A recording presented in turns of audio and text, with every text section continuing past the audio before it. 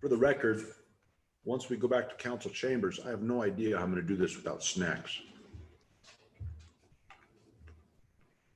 Brian, you never did it without snacks. Oh yeah, I forgot. Yeah, I never did it without snacks. More snacks. Thank you, Marcia.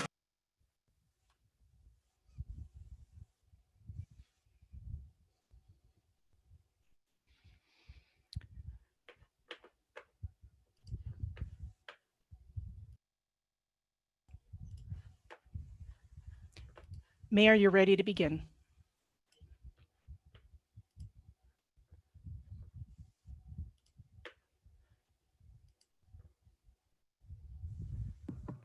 You're muted, Mayor. You're muted, Mayor. Again, I'd like to welcome you all to the City Council agenda, or I'm sorry, to the City Council regular session meeting of June 30th, 2020 via remote access. I'd like to go ahead and call the regular session to order. Could we start with the roll call, please? Mayor Bagley, Here. Councilmember Christensen, Here. Councilmember Hidalgo-Fahring, Here. Councilmember Martin, Here? Councilmember Peck, Here. Councilmember Rodriguez. Can't unmute. Aren, you here? He is here, but he's having trouble unmuting. There, go ahead, Here. Councilmember. There we go. Councilmember Waters. Here. Mayor, you have a quorum. All right, great. Thanks everybody for being here. Let's go ahead and start with the pledge. Marcia, do you want to lead us this time tonight? Sure, why not? Everybody thanks. has to follow. That's I right. pledge Pledge allegiance to the flag of the United States of America and to the republic For which for which it stands, one nation, under God, indivisible, liberty. with liberty and justice for all. All right, thank you very much. All right, just a quick reminder, anyone wishing to speak during first call public invited to be heard or in a public item or hearing item, that would be item 9. You'll need to watch the live stream of the meeting and then call that number 1-669-900-6833 and enter that meeting ID. And then we will call on you. We'll identify you by the last 4 numbers of your phone number, and then you'll get your 3 minutes, and then we'll go on to the next person. So that's how that's going to work. Let's go ahead to go to item 3A. Do we have a motion to approve the minutes of June 16th, 2020? So moved. I'll second it. All right, all in favor, say aye. Aye. Aye. Opposed, say nay. All right, the motion carries unanimously. All right, agenda revisions and submission of documents and motions to direct the city manager to add agenda items. Councilmember Waters. Thanks, Mayor Bagley. I may be the only one that's thinking about this being a good idea, but I'm going to make the motion. We're all aware that we had a ballot question fail last November on extending lease periods from 20 to 30 years in the city charter.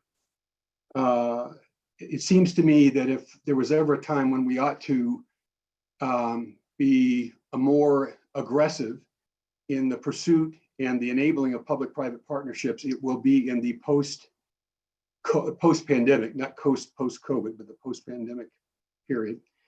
That ballot question failed. There's no money tied to it. The reason it failed, I think we did, and those who care about this in the community did a poor job of explaining why this would make sense in the long run. I think our performing arts groups in town, anybody who's interested in investing in Longmont sees the wisdom of creating lease periods that would approximate mortgages. None of us would, when we got started with our homes, at least, were willing, I suspect, to take out mortgages that lasted for 20 years. We were looking for 30-year mortgages because of how you amortize costs. And I think it'll be a mistake if we don't put that before the public again, and then do better outreach with those in the community who care about this, and make the case that it's in our long-term interest to enable longer piecing or to permit longer piecing leasing periods to enable public-private partnerships should we choose to pursue them. So I'm going to move that we direct staff to bring back to council a question, the same kind of question we put on the ballot last year that would require council approval. Second, All right, we have a motion on the table to place once again the question of increasing city leases to 30 years. Do we have any debate on the issue? Councilmember, we're going to go with Councilmember Christensen first and then Councilmember Peck.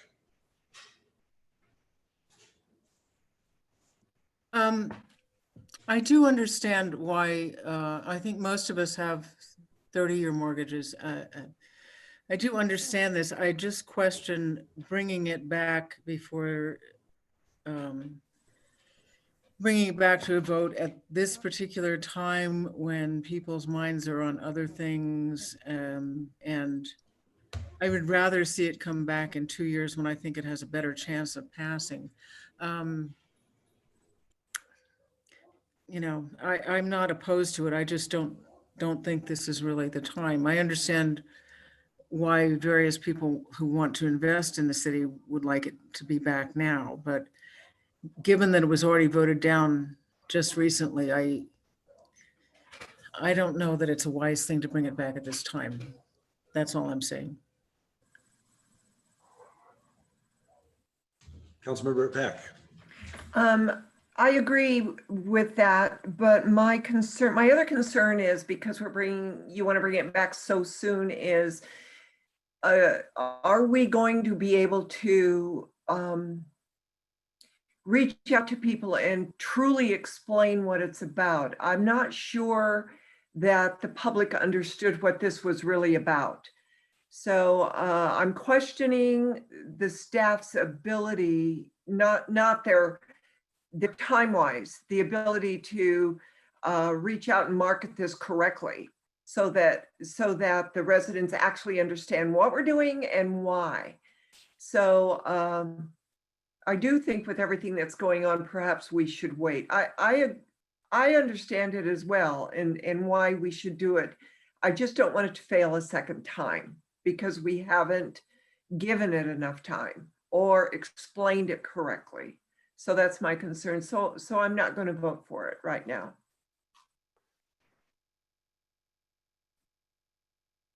Councilmember Martin. I think that we are debating the subject rather than the motion, which is to consider the subject. I think that it's critically important to rebuilding an economy and that therefore we should at least have the debate while there's still time to get it on the ballot. I also, now that we all understand that the public didn't understand in 2018,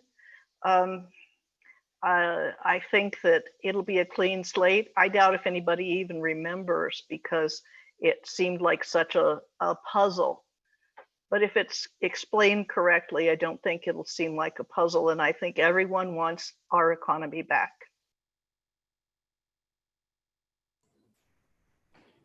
I don't see any other hands. I'm not ready to debate the issue right now, but I will vote to bring it back so we can have the discussion. I think it's an important enough topic to at least discuss, and then we can vote it down later if we want to. But I'd be for putting out an agenda, at least discussing it. I would have, if we were discussing it tonight, I would probably bring up the fact that there are some very influential political behind the scene figures that don't want this to happen, and I would want some assurance that we could overcome that obstacle. But anyway, seeing no one else, Councilman Peck. I don't know, Mayor Bagley, why you brought that up, that there are behind the scenes political figures that don't want this to come back. I want it to come back. I just want to make sure we do it correctly. So, although I wasn't talking about you, Councilmember Peck. I'm saying that there are people who advocated against it. None of the council members. I'm just saying there are people in the community who were vocally against it, and I'd want to make sure we figure out a way to overcome what we faced last time. That's all. I wasn't implying anybody here. I'll vote to discuss, to put it on the agenda to discuss. Thank you. Let's go ahead and vote on it. All in favor, say aye. Aye. Aye. Opposed, say nay. All right, the motion passes unanimously, and I look forward to vigorous debate. Councilmember Christensen?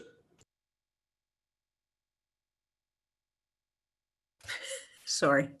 On Monday night, there was another listening session for early childhood education. And it was very, very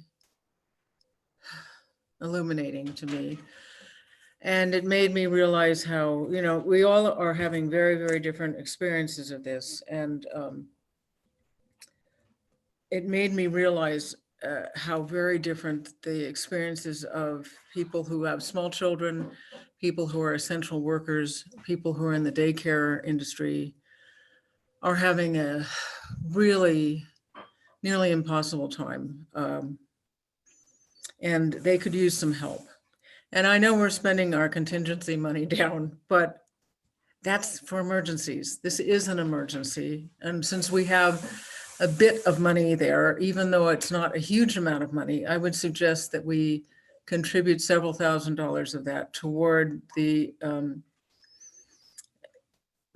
early childhood education with the group in Longmont, with the idea that they would distribute it evenly to the daycare centers that are having so much trouble. Okay, anyway, do we have no more money left? No, I was actually going to jump in to say a couple of things we're working on. We have the 200,000 that council set aside in terms of early childhood programs. We also have the CARES funding that we're looking at. And so what staff did this week, similar to what we did on the business side, we put out essentially trying to get an unmet needs assessment with all of the early childhood care providers to really see what they need so that we can be more targeted. That was going to be something that I was going to update you all on the COVID piece, but it works now. So once we get that back, then we'll be able to figure it out. One of the big issues we're seeing is the need for PPE, and we're trying to look at it in a similar way that we were talking about with businesses. So that's part of the because they are. I mean, thank you, Harold. I wasn't aware that some of the CARES money was going to be able to go to the early childhood people, and that's good. So, okay, I'll withdraw that until we figure out how much is going toward them, because they're having such a hard time. And, every one of these daycare centers is worried that if one person gets sick, the whole thing will shut down. And these are all just for essential workers. Anyway, we all know this, but it's anything we can do to do that, but to help them would be helpful. But let's wait. I'll wait until you update us. Thanks. All right, who else? Councilmember Martin? You need to wave your hand harder. I'm kidding, you wave it pretty hard, I just didn't see. Thank you, Mayor Bagley. Our Public Works and Natural Resources Division has been doing yeoman's work on keeping our public open spaces operational. They've been facing a large number of public health and safety issues around it because of the extraordinary crowding that's resulting from people having flexible working hours and people not being able to do anything but local outdoor recreation. And I think that it would be helpful at some point while it's still summer if the public and the council got a full report of what's being done. I don't want to make a huge amount of work for them. So, I'm pretty sure these are pretty eloquent people. If they can just talk to it, I'd be perfectly happy. And, 4 weeks after we're through with the Climate Action Task Force would be plenty good time if they don't want to do it sooner. But I just think it would be useful for us to have the information that to tell our constituents when they write to us about it, and to get this case in front of the public so that maybe people will be a little more measured in their in the care they take when they use these public amenities. Councilmember Peck. Thank you, Councilwoman Martin. Actually, that was what I was going to suggest, something similar, but mainly it is coming from McIntosh Lake at this point. What I would like, and I was going to make a motion to have either put it on a study session agenda or have a special session for City Council as well as the Parks Department and Public Works to have an open discussion of ideas actually as to what we can all do to help. Because I think that as we've been getting these emails, that the council itself has ideas as to how we can work together to make this happen. So I am going to make a motion that we put on a study session or a special session, staff's choice, in the next couple of weeks or before August, to have a discussion with a report, with council having ideas and something we can actually give to the public.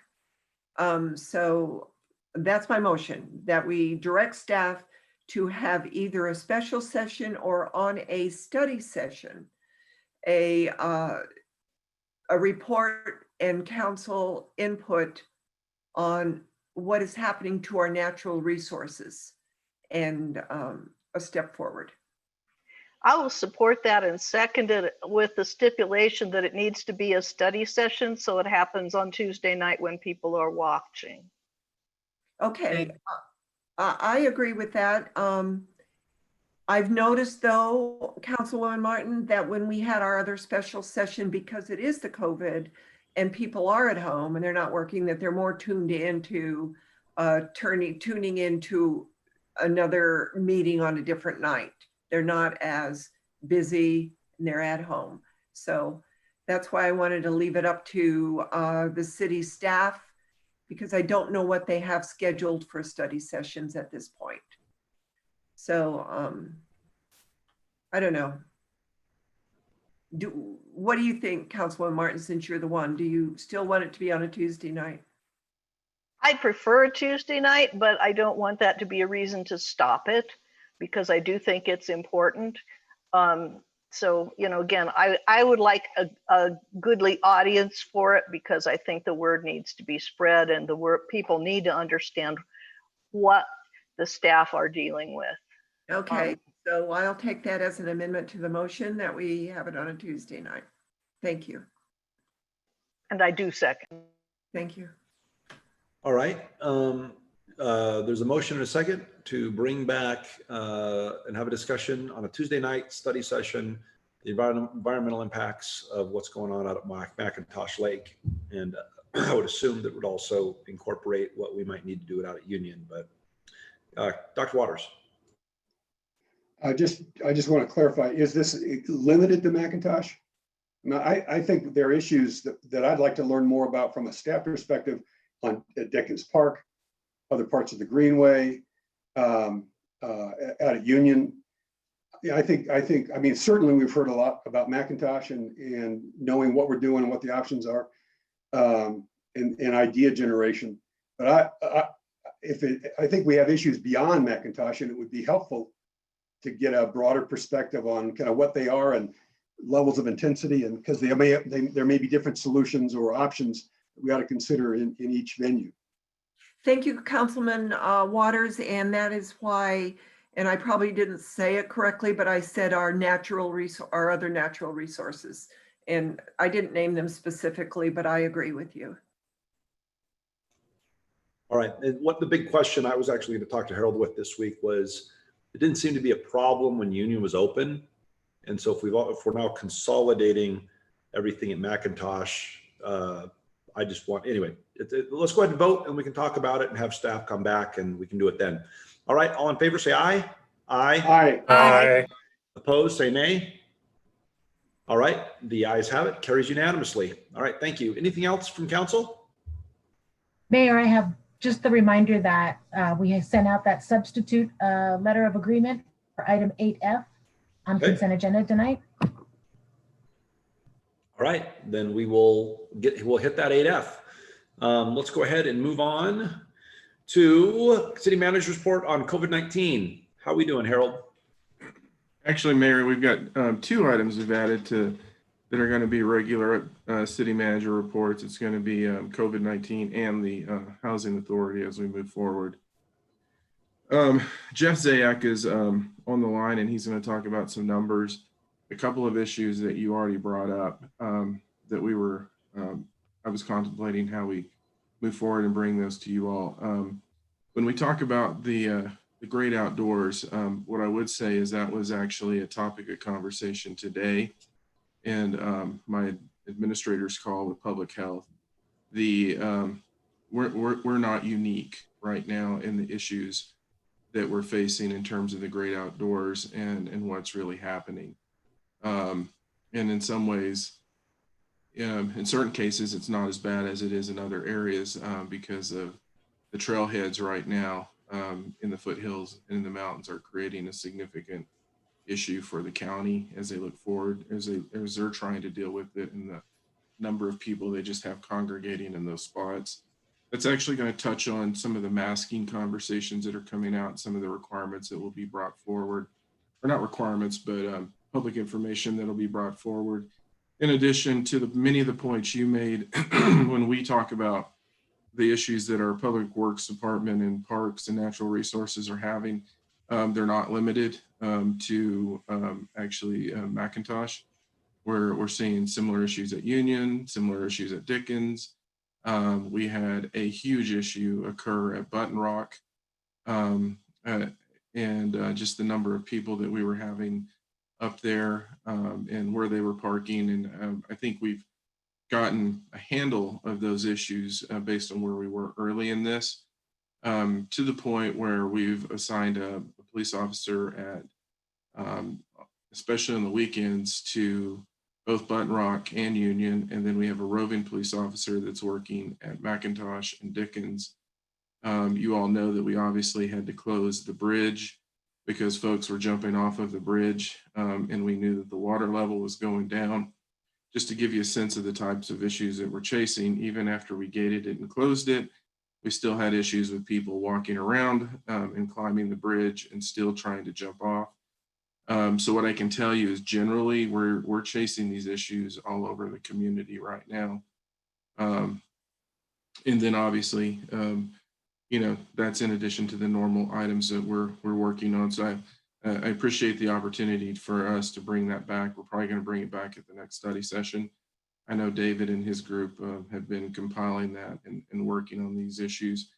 As Councilmember Martin mentioned earlier, the buoys are out on McIntosh as we were trying to get there. So they're just trying to tackle these issues one at a time and really deal with them to the best of their ability. So that's when we'll bring it back.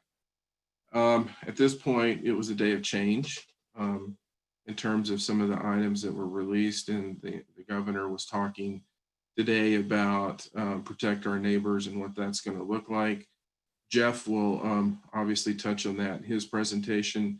I think probably one of the most significant changes today is that the governor announced in his press conference that within 48 hours, he is going to close bars and nightclubs. And I think what you're seeing is that's something that is happening in many states right now based on the increased the cases that they're seeing in various states. I know as a point of reference, when I was talking to my mom earlier, she was saying that they made the same decision in Texas a couple of days ago. You may have seen many of that state was being profiled about the number of cases that were specifically related to a couple of facilities in Houston and Dallas. So you're just seeing states really move from this. To give you also a sense of what we're doing internally, I have not allowed work-related travel because of many issues, and I've actually have extended that out, and I haven't created a date certain on it just because we're not sure what people are going to get into and what states are going to do. Specifically, we heard that state locations in the Northeast were saying, if you come from an area that has a growing caseload, you're going to have to potentially quarantine yourself for 14 days. It's actually not a new thing. Hawaii has been doing that from the beginning. It's the first time that it's really been something on the mainland US.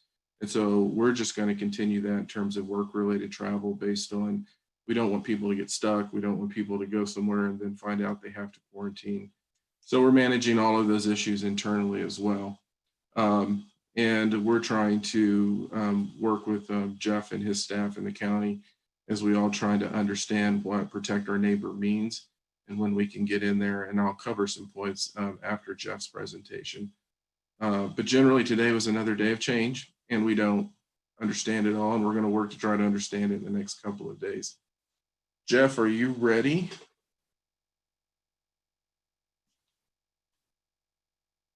Susan, can you run Jeff's presentation, or do you need me to? Jeff, let me know when you're ready. I'm ready.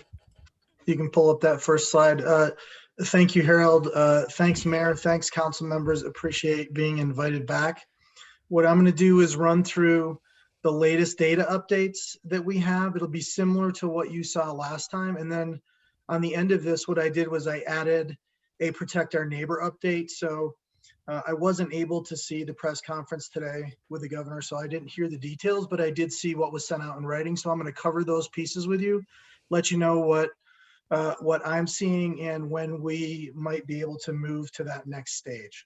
This first graph is just, again, our total case count.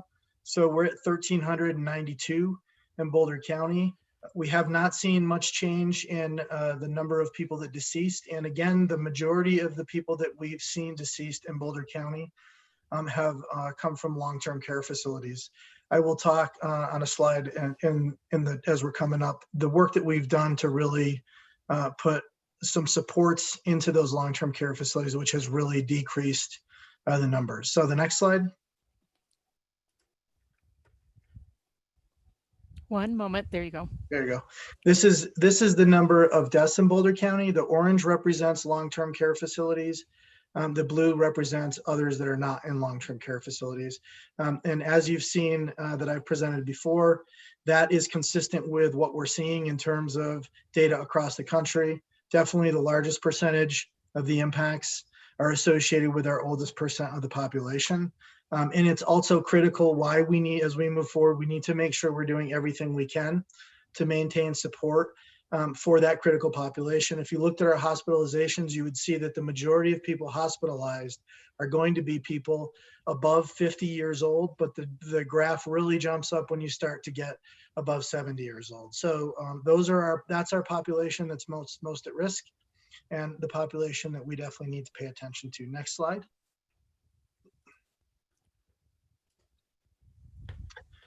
This is the total number of positives that we've seen in the county in terms of our testing.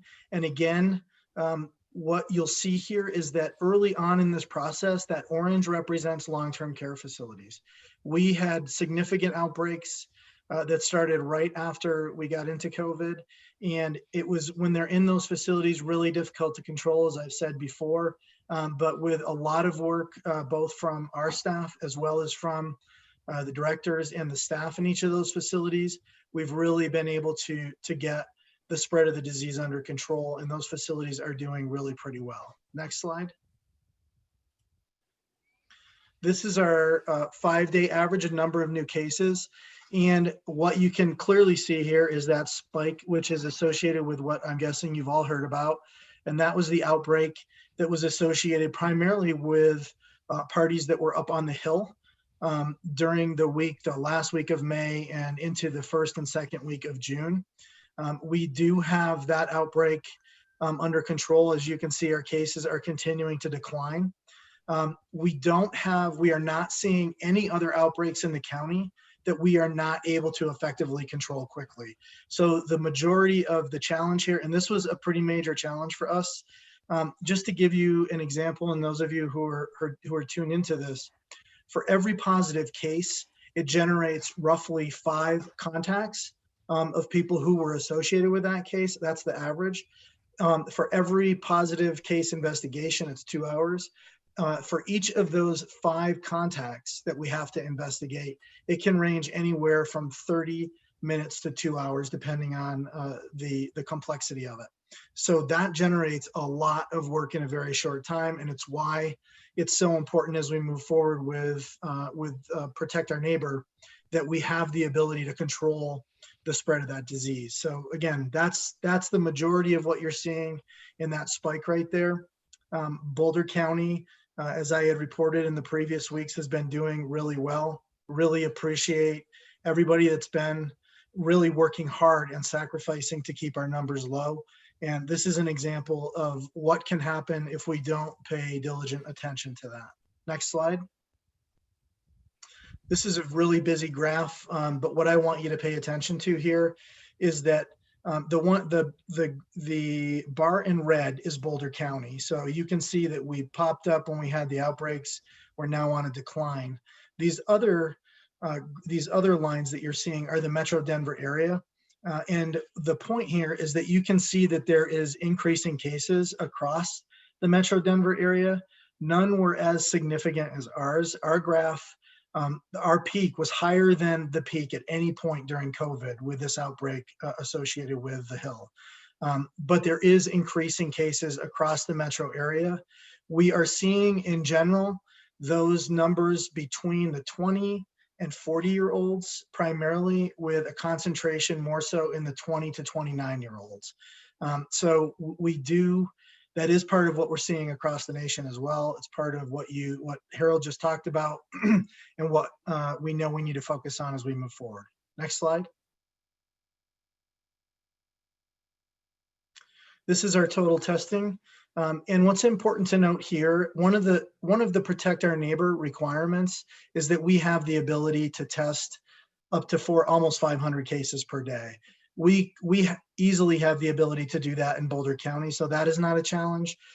We have tested, and I'm going to show you on the next graph in just a second, that what we need to do is be able to test, number one, all symptomatic cases in Boulder County. We can do that across the board right now. We have multiple testing sites. Those are available on our website. And we've expanded our testing to the contacts of those people who are symptomatic so that we can more effectively control the spread of that disease. So if you go to the next slide. Without getting too technical here, the bottom line is you want to maintain less than a 5% positivity rate. And that is what this graph demonstrates. We are between 2 and 4%. And that's good. That means we are testing enough of our population that we are identifying the positives that are out there. When you start to see positivity rates up in the 20s, you are in an active outbreak where you're not in control of that situation. And that's part of what we're seeing across the country right now. But in terms of testing, we're in good shape. We do have ability to test and get outside of just symptomatic to now test contacts of people who are positive. Next slide. This is the rate of residents who have tested positive per 100,000 population. Even though Longmont shows up as the highest here, the majority of the new cases are coming from Boulder. And again, that is associated primarily with the outbreak that we've seen there. Next slide. This is the hospitalization data that you've seen me show you before. What you're going to see as I go through these next couple slides is just that, again, our hospitalization data is good for Boulder County. Even though we've had a few more people show up in the hospital that have been COVID positive, our hospitalization rates are still very low and continuing to stay very low. And this just shows what our rate looks like compared to the rest of the metro area. And again, Boulder County is that red line on the bottom. Next slide. This is the total number of patients hospitalized in Boulder County due to COVID-19, and just demonstrates again what I had just said, which is our hospitalization rates are low and are staying low, and that's what we want to see as we move forward. Next slide. This is what we're facing that I'm sure everybody's probably been hearing about and listening to on the news. So this is the United States. We are now at roughly a little over 40,000 cases per day. That is higher than any time during this pandemic from the beginning. So we are headed in the wrong direction. We do want to be very thoughtful and careful about how things move forward. And because we don't want to be in some of the places in some of these graphs that I'm going to show you from others across the nation that, again, I know we've all been hearing about. So at a nationwide level and Colorado level, we have reason to take pause and make sure that we're being really careful and thoughtful about how we move forward. If you can go to the next slide. So I'm not going to go through all of these, but I just want to point out a few that are pretty challenging. Florida, Texas, Arizona, the steepness of those curves, as you can see, creates massive challenges. If you look at that graph, again, in the entire previous time in the outbreak, those states are far above the numbers that they saw anytime previous during the outbreak. And those are pretty challenging situations. Colorado is down there in the middle, and we're pretty low in Colorado because we've done a good job and we want to continue to do a good job. You can see that we do have a tail up, just like I showed you with those metro cases. We do have some increasing cases, and I think the governor is being prudent about making sure that as we move to protect our neighbor, that you have to meet certain metrics that I'll talk about now to really make sure that we're not just jumping ahead without being really thoughtful. I think the governor's watching the cases that are occurring around in other states. He's meeting with his staff at CDPHE. They're doing a lot of analysis and they're doing a lot of watching, and they're being cautious. So if you can go to the next slide. So in order to go, and again, my caveat here is I did not hear the press conference today, but I took the materials that I saw distributed today and pulled from those materials. We will have more information by next week as we move further into this. But to enter Protect Our Neighbors, and really the biggest difference between Protect Our Neighbor at this point and where we are right now is that you can open up all areas at 50% of pre-pandemic levels. And the only caveat to that is that you cannot do that in areas where there's more restrictive orders. So as Harold just mentioned, the governor is announcing or has announced that they're going to be closing bars and nightclubs. So that would be an example where obviously that doesn't apply to that 50%. But this really opens up all areas to 50% capacity. And that still maintains some of the social distancing requirements that the modeling is showing that we need to do in order to be able to move into the fall without surging our hospitals to a place that others are facing right now. So again, I think it's a very thoughtful approach. I appreciate how the state has approached this and really been careful about looking at metrics. So for each of the things that you see on here, low disease transmission levels, local public health agency capacity for testing, and hospital ability to meet the needs of all patients, there is specific metrics that we need to meet in order to be able to, they're calling it certification. So we have to do an application process where we demonstrate how we meet these different metrics. And then if we meet those metrics, then we are certified to move into a Protect Our Neighbor framework. And if we don't, then we stay at Safer at Home. And obviously the governor is still maintaining 3 different levels. Stay at home. So if we have to move backwards, which none of us want to do, we all know that, we have Safer at Home and we have now Protect Our Neighbors. So those 3 categories will still remain.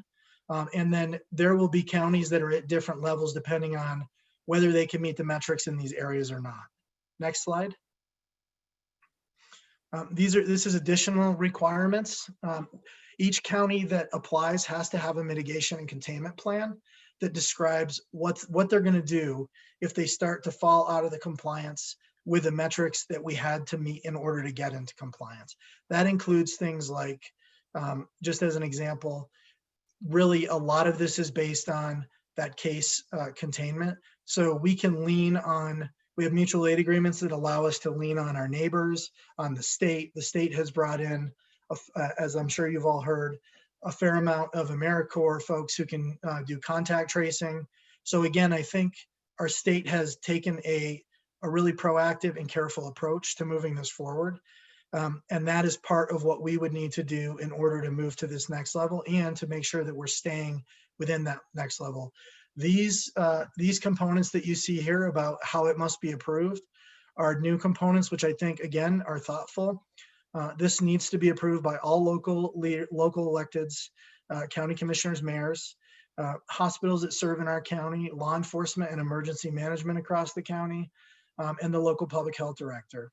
And in addition to that, the plan has to demonstrate how counties will promote public compliance with the guidelines. And I just want to give a plug to all of you folks in Longmont and how much work and partnership you've demonstrated in helping us meet that specifically.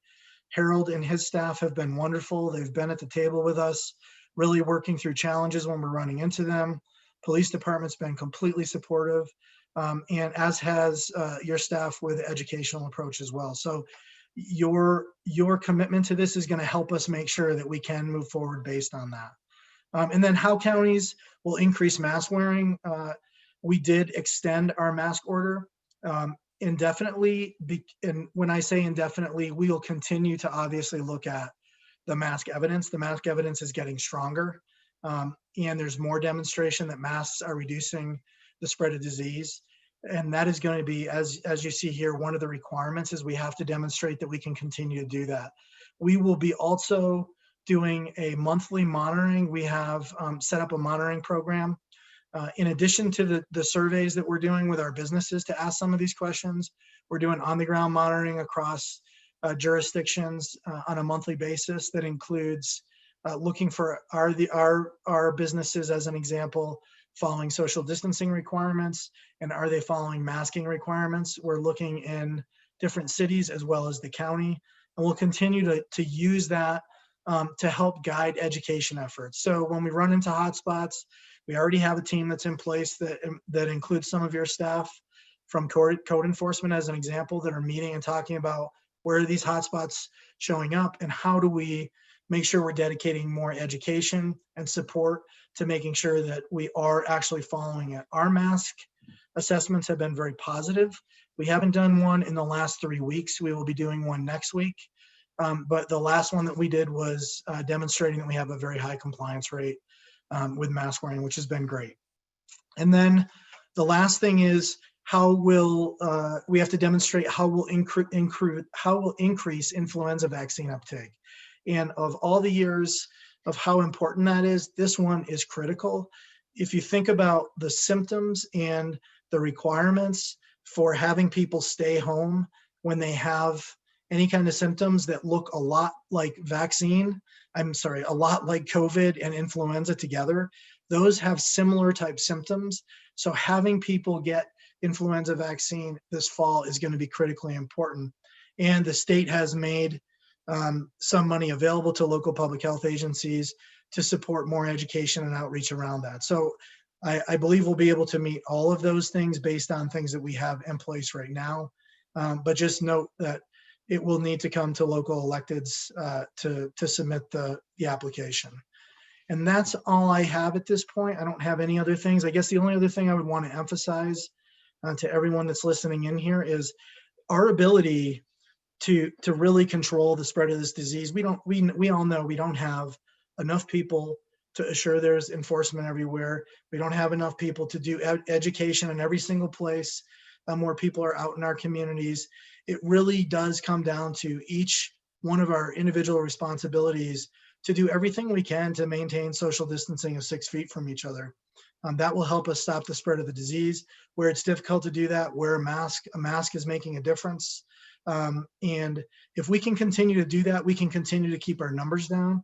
I think part of the challenge that you're probably also seeing at the national level is there states now that are putting travel restrictions in place, because even if Colorado is doing pretty well, we know that we have a lot of people traveling in and out of states, and those people can spread that disease. That, if you remember the graphs early on that I showed you, there was a lot of associated spread with travel. We don't want that scenario to happen again. So, so that is just, those are all things to pay attention to as we continue to look forward.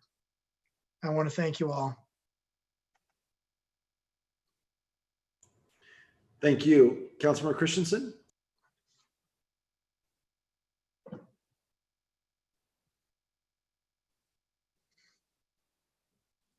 You're muted, Polly.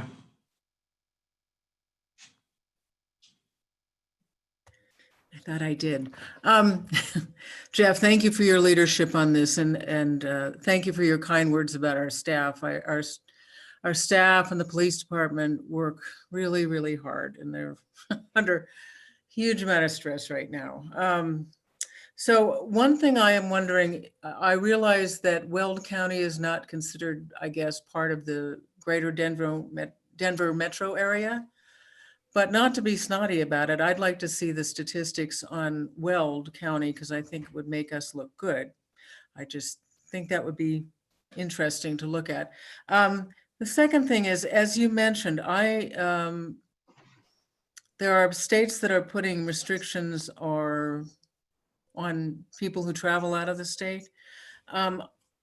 There are a whole lot of people I know who are angry at the city council for not having fireworks this year, which we could have had if they would just follow the guidelines. But so they're planning to go up to Wyoming, which is of course having spikes in their records. So I'm a little worried about people going up to Wyoming and getting sick and coming back down here. Do you have any guidelines or suggestions for how to handle that? Well, I don't know that we can prohibit people from doing that, but what I'm going to say to you is the same thing I said before. People are putting our economy, our society at risk if they go into places where there's lots of people in crowds and you can't maintain social distancing. Again, we can't control every single one of those situations, and unless people take personal responsibility to avoid those situations, we will see this disease spread. I know. Thank you. I wish people really understood that the only way we can open up again and get back to normal is if people do follow social distancing and hygiene and general courtesy. Okay. So if I thank can, you. if I can jump in real quick while Jeff's still here too. Susan, I'm going to share my screen. One of the things, and this was just updated after Jeff sent his PowerPoint on their website, so you'll see the correlation. And if you all can see this, as Jeff talked about, at least how the state's issuing the rules, we know what I call it, we know what the game is that we're playing now. And what we're playing is don't have increased cases, have the capacity to trace, have the capacity to test. And to give you a sense of the impact on this, how people act and how they approach things really impacts our local businesses and the people that work in those local businesses, because Jeff and his staff are actually working to get ready to look at a variance that would have allowed us to operate a little bit differently or in a different way and be more open because of the way our numbers were looking. Before they could submit the variance, we saw the increase in cases in Boulder. And so that did not allow us to open up more businesses. And so at the end of the day, that really hurt our local businesses and the people that have to work there, or the people that work there in order to, to expand what they're able to do. And when you look at this chart, this is really important to me. And Jeff, if I'm missing any of these, you help me on this one. If you remember, we were at 500 a couple of weeks ago, and we sort of held at 517, and we were almost double the cases of Boulder. Boulder is now 12 cases from Longmont. And what's interesting is when you look at the population, they lost probably 20,000 students. So we're probably the largest city now in terms of population, but they've caught up to us in cases. And then if you come up here and you look at this chart, and this is exactly what Jeff was talking about, the largest growth in cases occurred in this 20 to 29 demographic. And that was what was associated with what they saw on the Hill and those parties. And to your question is, those increases really penalize our local businesses in terms of how they're going to be able to operate and how we move forward, because that is what the state is saying that Jeff and we all have to look like in terms of whether or not we can move into the protect our number phase, or protect our neighbors phase. The numbers are going to be how those decisions are going to be made based on what the governor's communicated. And so now, if the variance was in play, it's really protect our neighbors. You have to go 14 days out from this in order to just consider it. So it's really delayed what we're able to do to support, our community. Did I get that right, Jeff? You were perfect. All right, Councilmember Hidalgo-Fahring. Okay, so I had a couple of questions around the mask. You had mentioned something about a mask assessment. What does that entail? What is that? You said there was one 3 weeks ago. We're coming up to another. I just wanted to know what that looked like. It entails, there's two components to it. One is asking the businesses what they are seeing. We have a series of, I think it's about 20 or so questions. Happy to share this with all of you. And we're asking business what they're seeing relative to social distancing and masking. We ask other questions besides that. And we are also doing on the ground assessments. So we are going into stores of different sizes, and I may not have all these details exactly correct, but we're going into stores of different sizes, small, medium, large, and we're doing on the ground assessments, and we're watching in the stores, are people maintaining social distancing at 6 feet or greater? And then what percentage of people are or are not? And then in those same stores, we're also looking at, are people wearing masks or not? And so that's the type of assessment that we're looking at. And we're doing that in different geographic areas, including mountain versus plains and municipalities. Okay, and the target is really 80%. If we see about 80% of the public utilizing masks, we're okay. I don't know if I can tell you that, because I haven't modeled that specifically. So I don't know that I can speak to what would happen if 80% were versus 60% as an example. What I can tell you is that in any scenario where you can't maintain 6 feet social distancing, and it's 6 feet social distancing, just so you all know what CDC's guidance is, it's 6 feet social distancing. If you're less than 6 feet for more than 15 minutes, then you're at increased risk for spread of the virus. So wherever there is less than 6 feet, if you're not wearing a mask, you have that much more ability to potentially get the virus. We know that masks will reduce the spread of large droplets. And there's some more articles that are coming out that looked at states that had mandatory masking versus non-mandatory masking, and what that looked like in terms of total amount of virus spread in those states. So the bottom line is, whenever you're going to be even challenged about being within 6 feet, you should wear a mask. And masking is not the panacea, but it's an important tool. Maintaining 6 foot distancing is the number one thing. Obviously, hand washing, making sure that you're thinking about when you put your mask on and off, you're not contaminating yourself. Those are all important pieces that taken together can make a big difference and have made a big difference. And are you finding that when you look at what information the World Health Organization is sending out, CDC, other states, are you finding that it's coming more in line, or is it still, because I know early on there were just different messages all over the place? Yeah, definitely. There's been different messages all over the place, without a doubt. And what I would say is that the Centers for Disease Control has been, it's probably over a month now, been recommending masks to the general public. I haven't looked at the World Health Organization lately, but there was a time when the World Health Organization was saying you only need masks for people who are sick, but we know that masks make a difference now. As an example, the Surgeon General is speaking really clearly about masking and the needing for masks in general public, because we know that it reduces the spread of large droplets and can be effective at reducing the spread of the disease, especially in some of the states that weren't necessarily pushing that mask message. You're now seeing a lot more mask messaging being pushed because people know that it can help assure that we're doing everything we can to keep our economies open and our ability to be able to move and not be in a lockdown type situation or stay at home type situation. Yeah. Okay, thank you.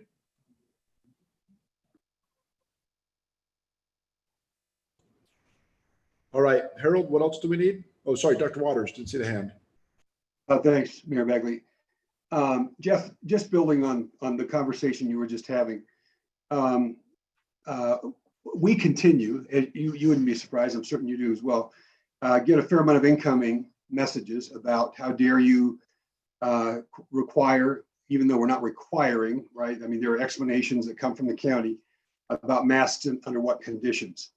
But all right, do you have any advice on what the specific messaging is?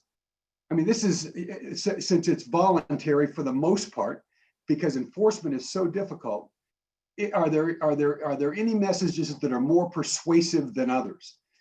Is it, I suspect shaming is not the right, approach, but it's hard not to. I mean, what have you learned, if anything, about here are the 2 or 3 key points or messages that are more likely to cause people who have chosen to make this a political statement, to turn it into an understanding of that we are responsible for one another, or it's about the common good, or it's just about the economy and trying to, keep our economy moving? Well, I can say a couple of things.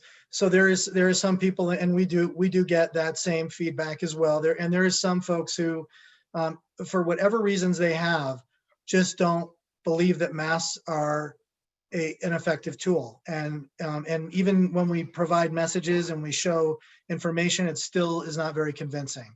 So, and I completely understand that that's the world we live in, and we know that. What I try to make sure that we're emphasizing to people is that this doesn't help me specifically. It doesn't help you specifically, that we're protecting each other because we want to protect our community and our economy.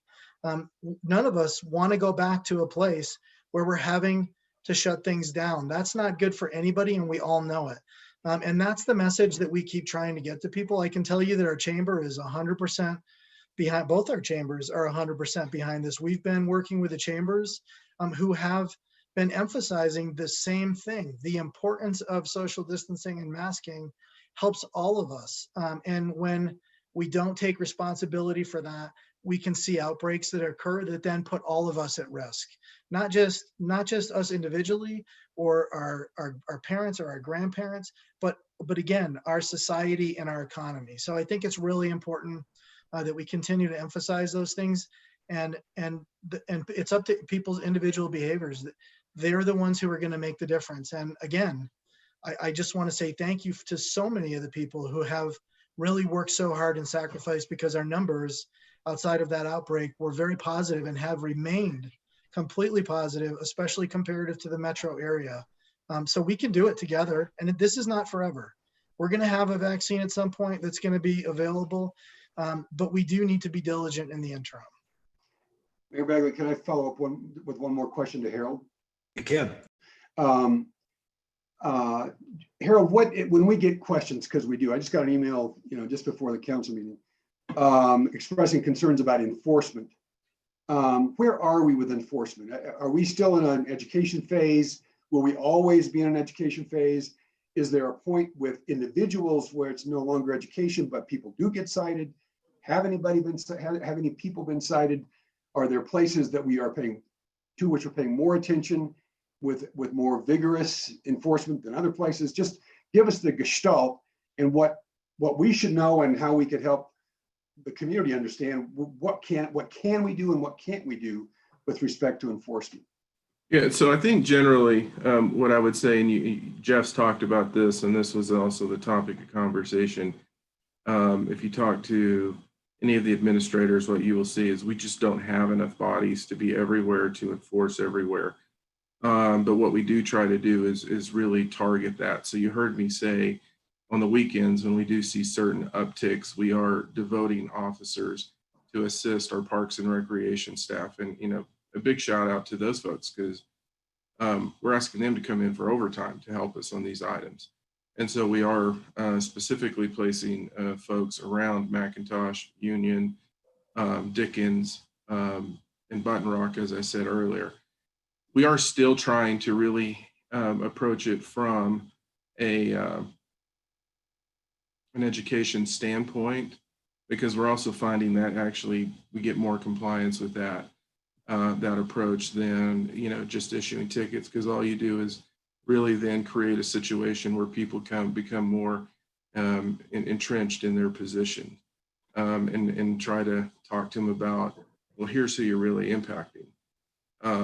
And so what we've always said in this is, and our officers have this discretion at all times. It also is going to depend on the situation, how many people we're seeing, how they're approaching it. You know, it's one thing if it's, you know, 5 people, it's another thing if it's 100. If it's 100, we're calling Jeff, and it's not just us. It would be us and the county health department and others all engaging in that particular issue. So the answer is, we still really try to take the education approach. We are targeting people based on where we're seeing significant pushes, and where we don't have enough people to respond. But we also can't do that all the time, because in the middle of all of this, what we're also dealing with is our normal daily activities, and the staff loads that presents. And that really ties into what you all were talking about in terms of the challenges that we're facing with our parks folks. So I didn't probably give you the numbers, and I can get those numbers and see what we're really dealing with. What I can tell you is that the reports that I get in terms of the number of calls we're at least getting into the system, those have gone down for Longmont, and we've been pretty stable in terms of the issues that we're having to deal with. We're not seeing it as we were, other than what we're seeing at McIntosh and the calls that we're all getting on that. One of the other challenges in this is how to, you know, when they define it, a family group, and how do you verify who's part of the family? There's a lot of nuances in this that don't make it as simple as we would all like it to be.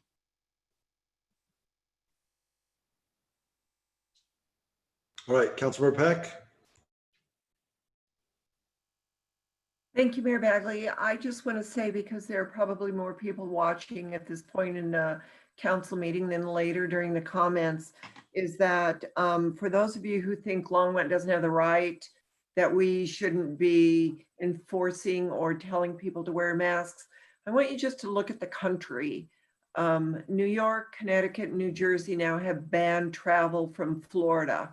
No Floridians are allowed to go into that tri-state area because their numbers are so high. They did not comply. Their mayors and governors did not take this seriously. Also with Arizona and Texas, their mayors and governors didn't take it seriously at all. We now have Europe banning travel from the United States because they do not want, they don't feel that the United States is taking this seriously enough, and they don't want their numbers to escalate again. This, if you're only concerned about the economics of this, look at the economics of us not being able to go to Europe on business, to conduct business as usual. So we all have to take personal responsibility. None of us want to be policed. So I am asking you, please comply with the mask and the social distancing. We don't want to go back to safe at home or even more stringent measures. So I'm asking everybody in this community to please comply. Thank you. All right, Harold, anything else? I was going to do a BioBot update, but we've kind of gone long on this one. So Robert, Annie, and your group, if you're here, we'll bring it back the next time. Sorry about that. Great, thanks, Harold. I do have LHA now. Yep, go ahead. So as you all know, you passed the resolutions, and we talked about that I have been now on the board, appointed the executive board member, and we've got our team in place. I just wanted to give you a sense on who we've brought in to work with this. So generally, you have 3 of us, Kathy, Karen, and myself, that are working on pretty high level to mid-level issues generally with the housing authority. Typically what I've taken on in that is really working on the information technology and maintenance side directly.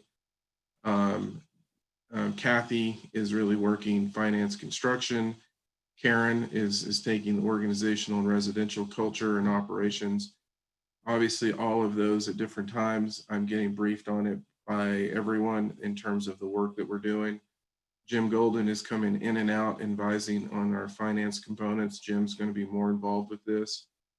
But in addition to that, we've taken Tracy DeFrancesco, who works in our community development department, has experience with housing authorities. She's spending a fair amount of time there operationally in the building, working with them to really work through leasing issues and understand what's going on so that we can have as much data as we possibly can get as we're moving forward. Kendra Daniels, who came in with our disaster recovery and really did a lot of the accounting with the feds there, we had some capacity with her. We've asked her to jump in, and she's working with Kathy on the accounting and financials. Kathy Woods, who is over our ETS department, is the project lead that I'm working with on the technology issues, and those are significant.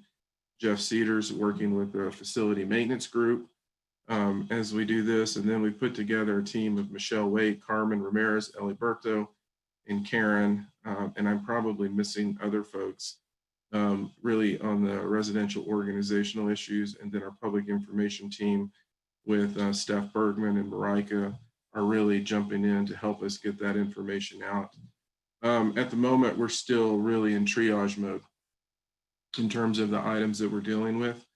The first one that we're having to tackle, and we're going to have to deal with it quickly, is really in the realm of technology. You know, the analogy that I'm using with everyone else is if you're a carpenter, you really kind of need a hammer and a saw to do your work. In many cases, they don't have a hammer and a saw to do their work. And an example of that is the majority of their computers are older, and they can't even handle the current software requirements. One of their financial analyst, her computer won't even allow her to open 2 spreadsheets at once without crashing. It's approximately 10 years old. And so we're having to really dig in on just the core infrastructure in that piece. You know, we know for 2 years at least, they've been on a month-to-month contract with their computer provider. And so we're working to understand what that looks like and how we can bring that in and really gain an economy of scale with our system. That then ties into the camera systems that we have at facilities and then their security systems, and trying to integrate that so we can operate more efficiently and effective.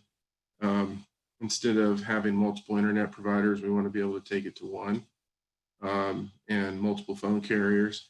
But the good news is, I think where we were a couple of weeks ago and where we are today is we really now completely understand that issue, and we're moving forward in terms of designing the plan that we need to really create a more efficient and effective operation.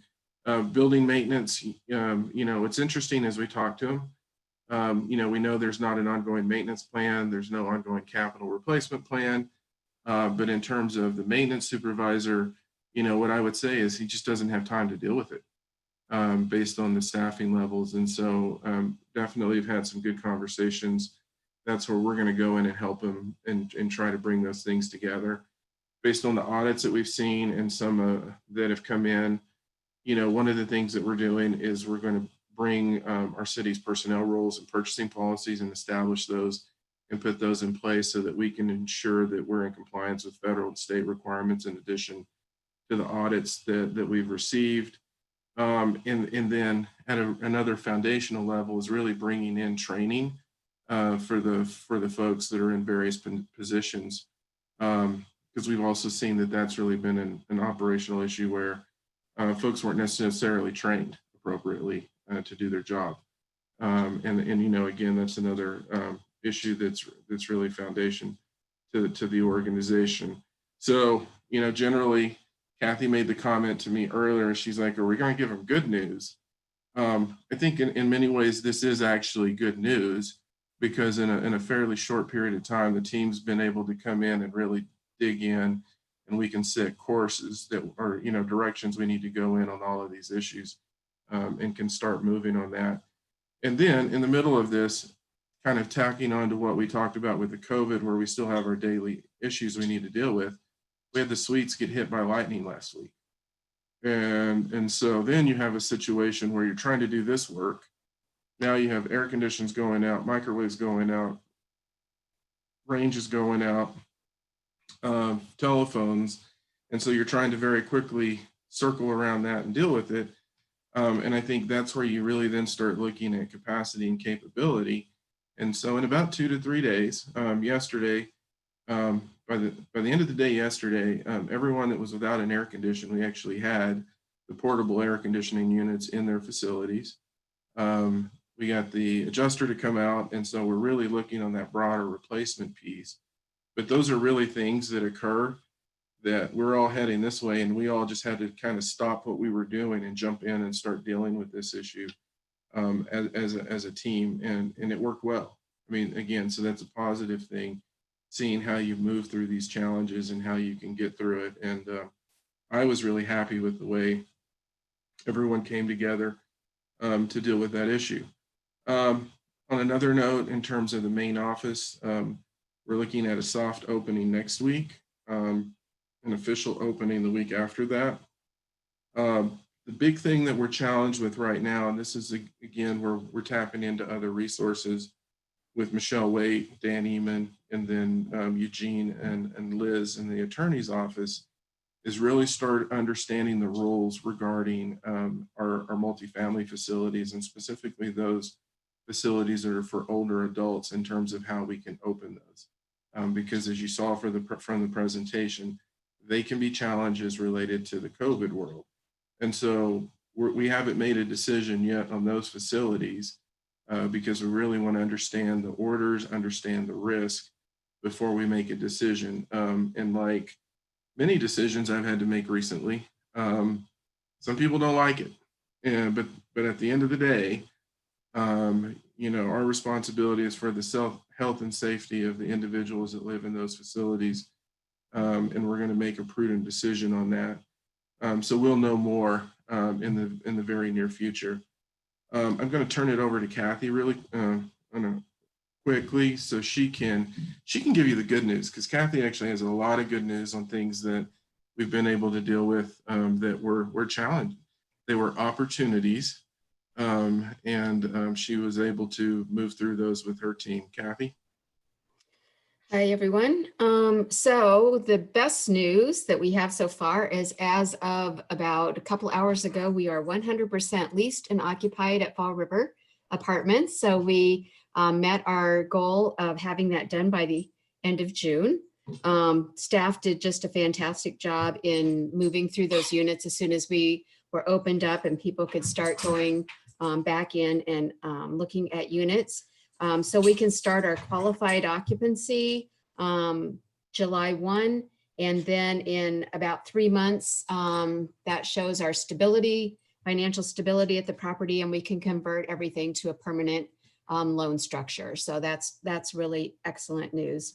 And Kathy, one of the things in terms of the relationship, I know in terms of finding the people that we could move in there were conversations in what you all were seeing on the housing side that we have internally, and really connecting with the housing authority, which is something we've been wanting for a while, and we were actually able to implement it, which helped, I think, with that. Is that correct? Right, yeah. As they moved through the wait list pre-COVID, things were going really well. And then when COVID hit and they went back to the wait list, some folks weren't interested. So we reached out to our senior services staff and Carmen and her group and some of our other partners, and put the word out that units were available, and that really helped to move those along and helped us move through much quicker than than what we probably could have otherwise.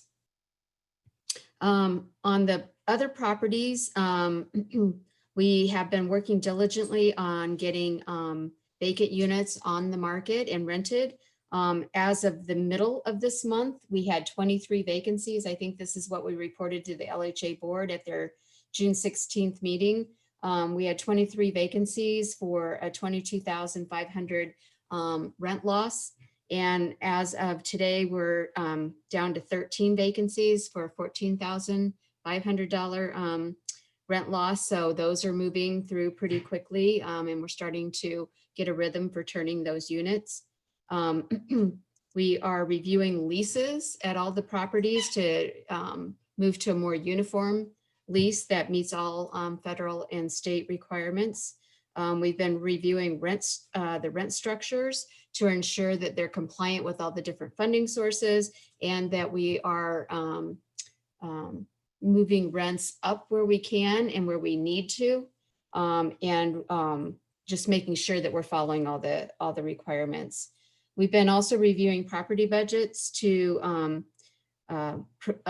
reviewing the budgets against the current status and resources to expenses to ensure that we're capturing all of those and how that all rolls up into the Longmont Housing Authority's overall budget, making sure that admin fees and different management fees get processed and moved up, and that we're capturing everything that's owed to that.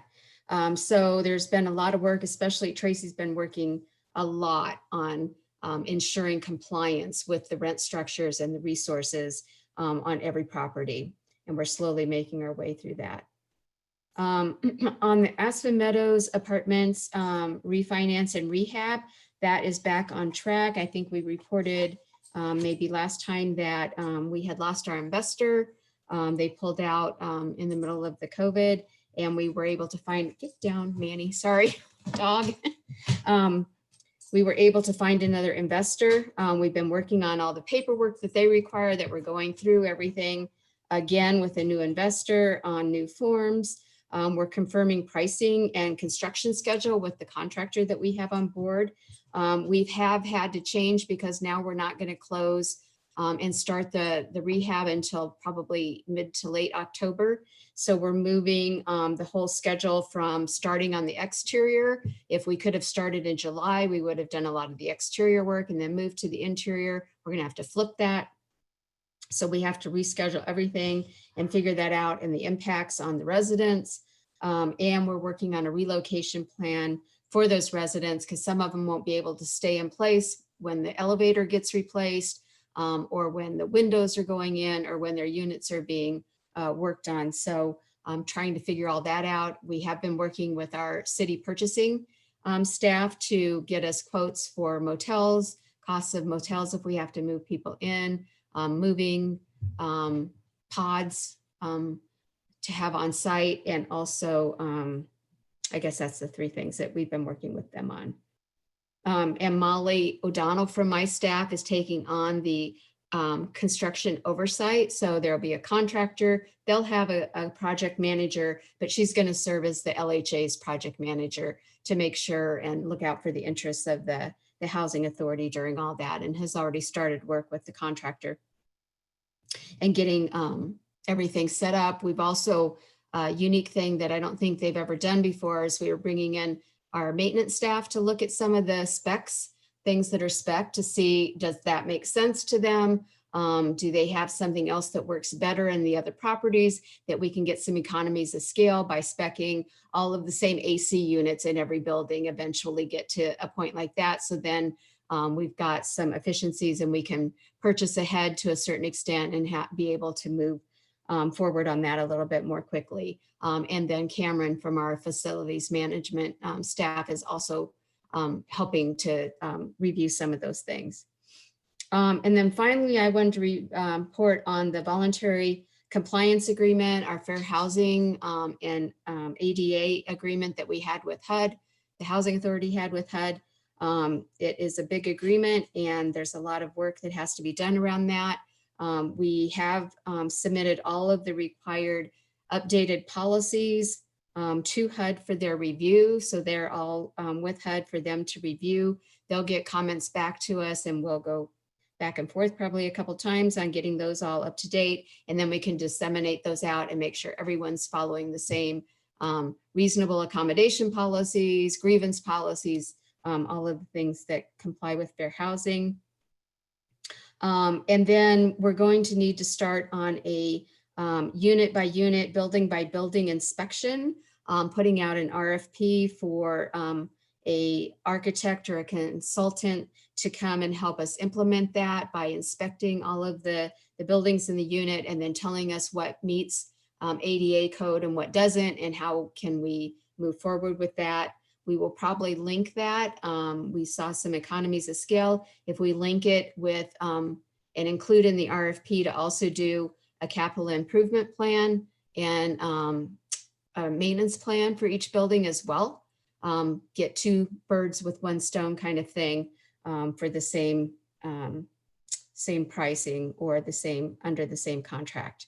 That will have to wait until COVID restrictions are lifted and we can go into units, but we're going to get ready so that as soon as that happens, we're ready to go. I have to say HUD has been really good at working with us, and a couple of times we've had to ask for some extensions, especially on this piece. Because of COVID, we couldn't go in to inspect units. So that has been postponed until the end of this year. And they said if we need another postponement, depending on what's happening, that we can do that as well. So as long as we're staying in touch with them, they have been really good in working with us. But that was a really important compliance piece that we have to make sure that we pay attention to and don't let fall through the cracks, and that we meet the requirements we need to meet. I think that's all I have. Oh, I did want to also say, we did just enter into a contract with a consultant to go through and look at the LHA from the perspective of a former housing authority director. So she's going to look at financials. She's going to look at job descriptions. Are people doing what they is in their job description? Do we need to look at restructuring? And just really taking some like an outside look at things and giving us some feedback on that, which we can then compare to what we're finding as well. So that should be done by the end of July, her report back to us. So. All right, the only question I have, Harold, is I actually asked for some information from our human resources director about additional responsibilities that were being pushed on to you and Kathy and Karen, and reallocating budgets from LHA to you. I know that you feel uncomfortable talking about that, but when can we expect to hear from her? Probably by the end of the week. Perfect. I will await that conversation, then I'll put it on the agenda when I hear from her. All right, great. Any other, thank you very much, Kathy. It sounds like you guys have a daunting task, and we appreciate everything you're doing. You're doing a great job, and keep it up. So I will say, Mayor, we've also been keeping track of some of the things like that, and facilities work and the ETS work. So to have a new IGA with them, or an amendment to the IGA, I think we said we were going to start doing that, bringing back separate ones or smaller ones that are more specific to exactly what work we're doing. So we are tracking that, and probably we'll have one, I would guess, Harold, in the next month. Yeah, we're going to need another IGA. We're probably going to have to step into this incrementally, similar to how we approached it with the flood, where we had one and then we amend it, because the first one we have to get in is on the ETS side, so we can get that system stabilized. And that's going to be the base for a lot of things that we have to do, and integrate the Yardi system into how we approach it. Are there any questions? Are we good? It looks like we're good. Thanks, Harold. It's 8:30. Shall we try to do public invited to be heard before we take a break? Is that okay? All right, let's go ahead and actually let's take a 5-minute break while we wait for people to get on public invited to be heard. And then by the time we start again, we'll cut off the list, and that way we'll know how many. So let's take a 5-minute break, but we'll now move on to public invited to be heard. So if you were listening to the broadcast, at this time, go ahead and dial 669-900-6833 and then enter the meeting ID and get in line. And then we also ask that you get in line now for ordinances on second reading, which is matter 9. And we'll be back in 5. Thank you, everybody.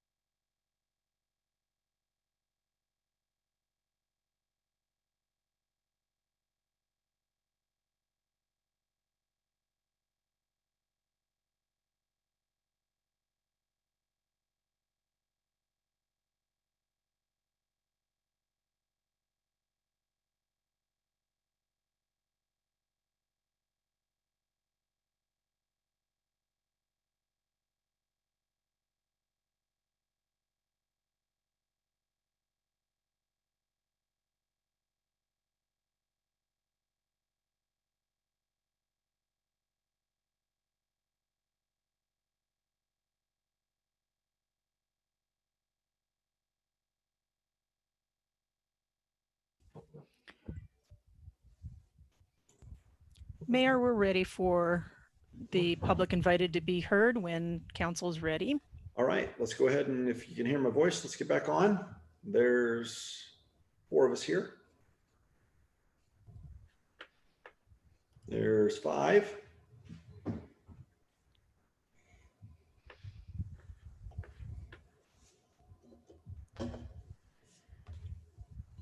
So it looks like we have 3 callers. Okay. And the slide has stopped on the screen. So do you want me to go ahead and close public invited to be heard? Let's All go ahead right. and close it. And I will admit all of them and call them each one at a time. Okay. Actually, it looks like we have more than that. We've got 1, 2, 3, 4, 5 guests that have called in. Cool. The first guest, your phone number ends in 376. I'm going to unmute you. Would you please state your name and your address? And you have 3 minutes. Guest 376, do you hear me? Oh, I'm sorry. This is, yes, 2376. Yes, sorry. Yes, Christine Dominic. I'm at Thank you. 1003 Sunset Street. Hi. So my background is I'm marketing director of Centura Health. So I know a lot about what's going on with COVID behind the scenes within the health system there. But also I'm the wife of Hayden Peacock, who is the owner of the Chinese medicine clinic in downtown Longmont.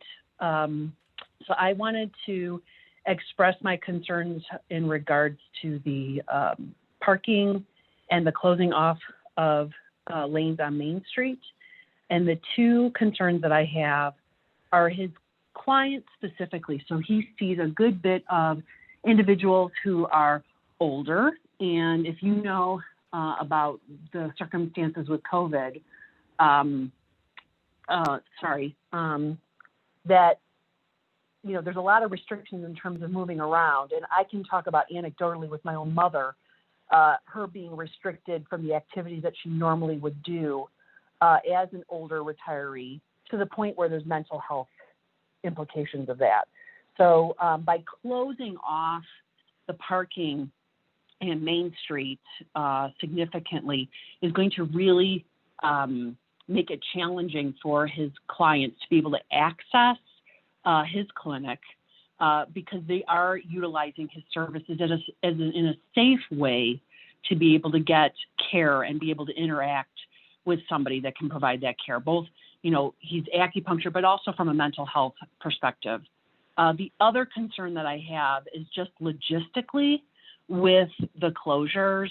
You know, the alleyscape is what I would think would be a fabulous idea, but also, like I said, logistically, you're closing it off.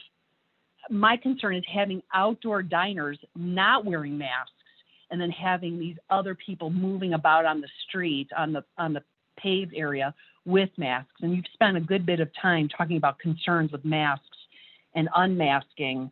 So if you actually have these patrons in the alley, it would eliminate a lot of concern that maybe patrons who are just walking up and down the street with their masks would have with the patrons that are not. I mean, I know there's a lot of misinformation about what is or isn't okay in terms of mask wearing, but, you know, people are still going to think what they're going to think, and it may actually cause issues with individuals wanting to actually come downtown. So also, thirdly, I mean, I should say just the traffic issues and what would happen pushing all that traffic, that highway traffic onto residential streets. So, I mean, that's a third point. So those are my concerns. I'm going to keep it short. I know I'm only have 3 minutes, but those are my concerns. And that was 3. Thank you very much. Appreciate it. Thank you very much. Bye-bye. Okay, next. Caller, your phone number ends in 396. I've just unmuted you. Can you hear me? Yes, this is Scott Cook at the Longmont Chamber. Thank you. You can hear me? Okay. Yes, we can. Yeah, so this is, okay, great. Scott Cook from the Longmont Chamber, 528 Main Street. Good evening, Mayor Bagley and City Council.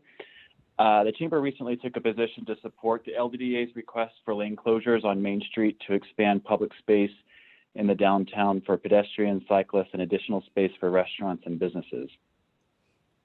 The city and LDDA staff have worked quickly with CDOT and have been granted permit for the closure.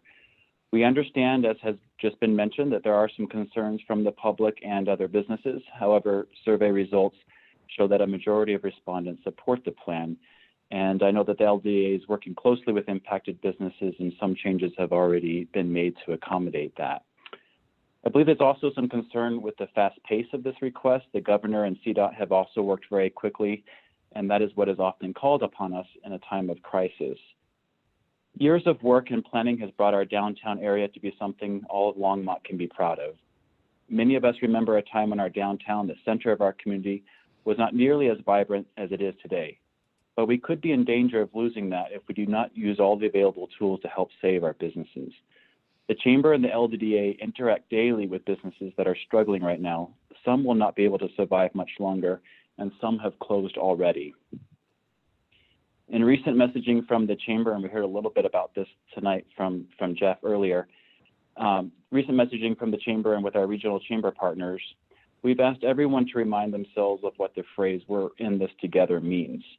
We believe it means putting up with the small and sometimes larger inconveniences we have to undertake to support our local businesses. Lane closures will be one of these inconveniences for us, but it very well could mean survival of our downtown businesses. The Chamber asks that the City Council support the LDA's request for Main Street closures. Thank you. Thank you. All right, thanks, Scott. Okay, next. The next caller, your phone number ends in 696. You've been unmuted. Could you state your name and your address for the record? You have 3 minutes. Caller 696, do you hear me?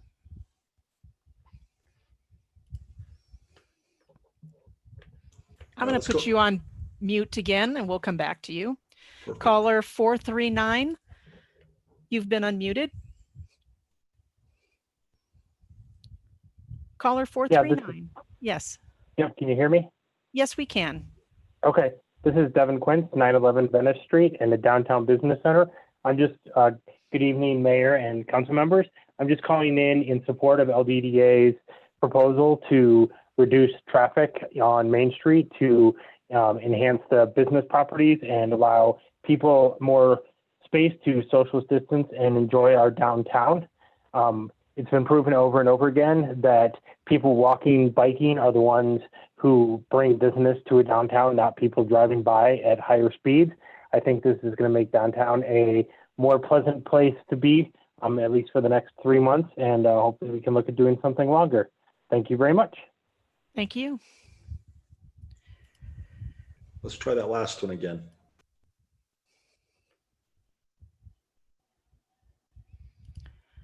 Guest, whoop, I guess they just left. All right, last one. Guest 897, do you hear me? I've just unmuted you. Hello?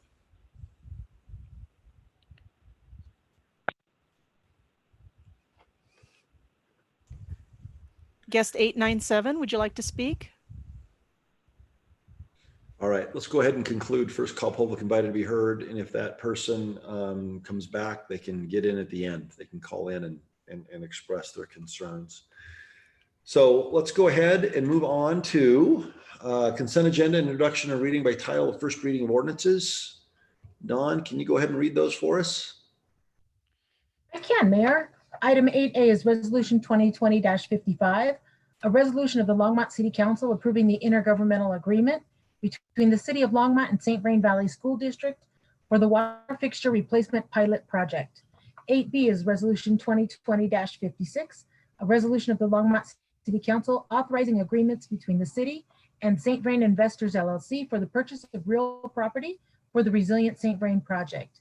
Item 8C is Resolution 2020-57, a resolution of the Longmont City Council approving the intergovernmental agreement between the city and the Colorado Department of Transportation for a special use permit for restaurant and retail use of state highway right-of-way, including waiver of use fee. Item 8D is Resolution 2020-58, a resolution of the Longmont City Council approving the intergovernmental agreement between the City of Longmont and the Federal Aviation Administration for grant funding under the Coronavirus Aid, Relief, and Economic Security Act.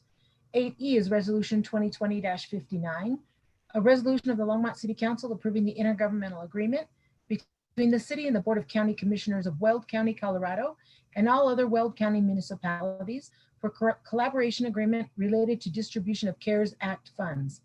And 8F is Resolution 2020-60, a resolution of the Longmont City Council approving the intergovernmental agreement between the city and Boulder County, the city of Boulder, the city of Lafayette, the city of Louisville, the town of Erie, the town of Jamestown, the town of Lyons, the town of Nederland, the town of Superior, and the town of Ward for Boulder County collaboration agreement related to the distribution of CARES Act funds. And Mayor, staff has a brief presentation on item 8C. All right, Councilmember Christensen. I would like to pull 8C. Do you want to move the consent agenda? Councilmember Waters? I'd like to pull 8A.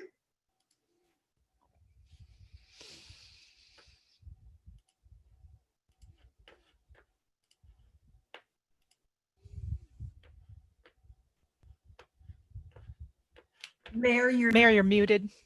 Oh, I moved the consent agenda less items 8A and 8C. Second. All right, so we moved and seconded. All in favor, say aye. Aye. Aye. Opposed, say nay. All right, the consent agenda minus 8A and 8C passes unanimously. Harold, can we go ahead and have the 8C presentation, please? Were you going to go to second reading first? Oh yeah, let's do that. Good point. Good call, Harold. All right, let's move on to 9A, ordinances on second reading and public hearings on any matter. We're going to go ahead and ask everybody to go ahead and call in the number if you have any comments or questions.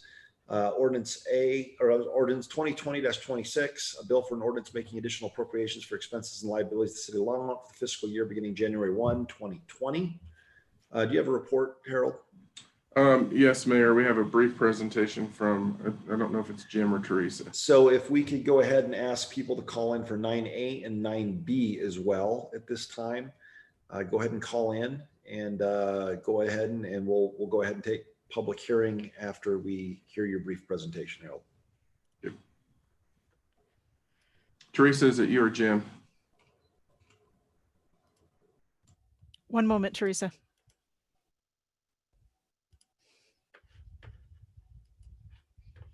You should be all set. Thank you. Good evening, Mayor and City Council. I'm Teresa Malloy, Budget Manager. Can you hear me all right? Yes, we can. Okay, thank you. So this evening, we wanted to take just a brief moment and update you on this additional appropriation. So each year at about this time, each year we do bring our carryover appropriation to you. And since this is our carryover, it is a very large appropriation, much larger than the appropriations that you typically see from us throughout the year. So this appropriation is almost $140.3 million. It includes 35 different funds. And for ease, we have broken this appropriation into two components and presented them separately in our council communication for you. So the first component is 1.2 million of this is new dollars. So these are, this is appropriation for funds that you have not yet seen in any prior year or any prior appropriation. So this is essentially the type of appropriation that we typically bring you each month. So that comprises $1.2 million of this $140 million appropriation.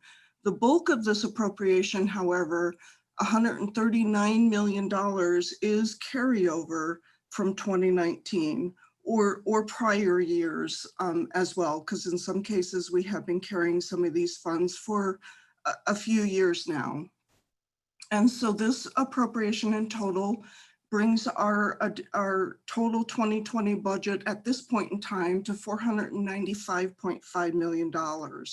And what I wanted to do was just talk to you a little bit about the carryover piece.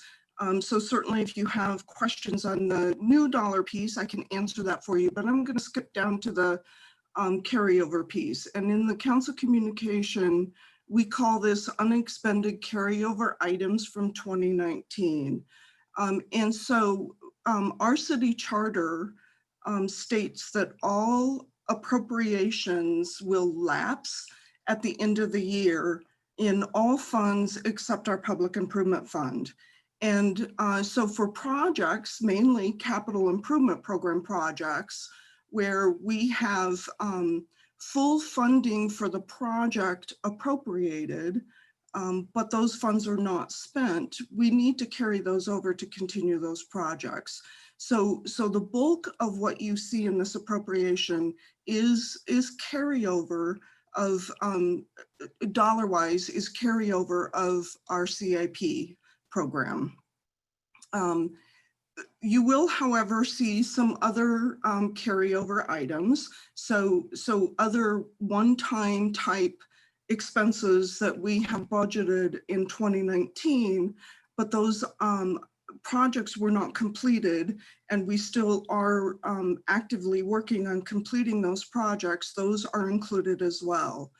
And the other type of carryover that you will notice in this, in our council communication, is dollars for grants that we have received in prior years that you council did appropriate through an additional appropriation ordinance last year. But again, those grants were not fully expended. So those are presented slightly different in our council communication, rather than showing them coming from fund balance, as most of the rest of our additional appropriation items are indicated. These ones, you do see an offset of revenue. So even though we're offsetting it by revenue, it is from this perspective carryover. And so just a couple, wanted to highlight just a couple items for you.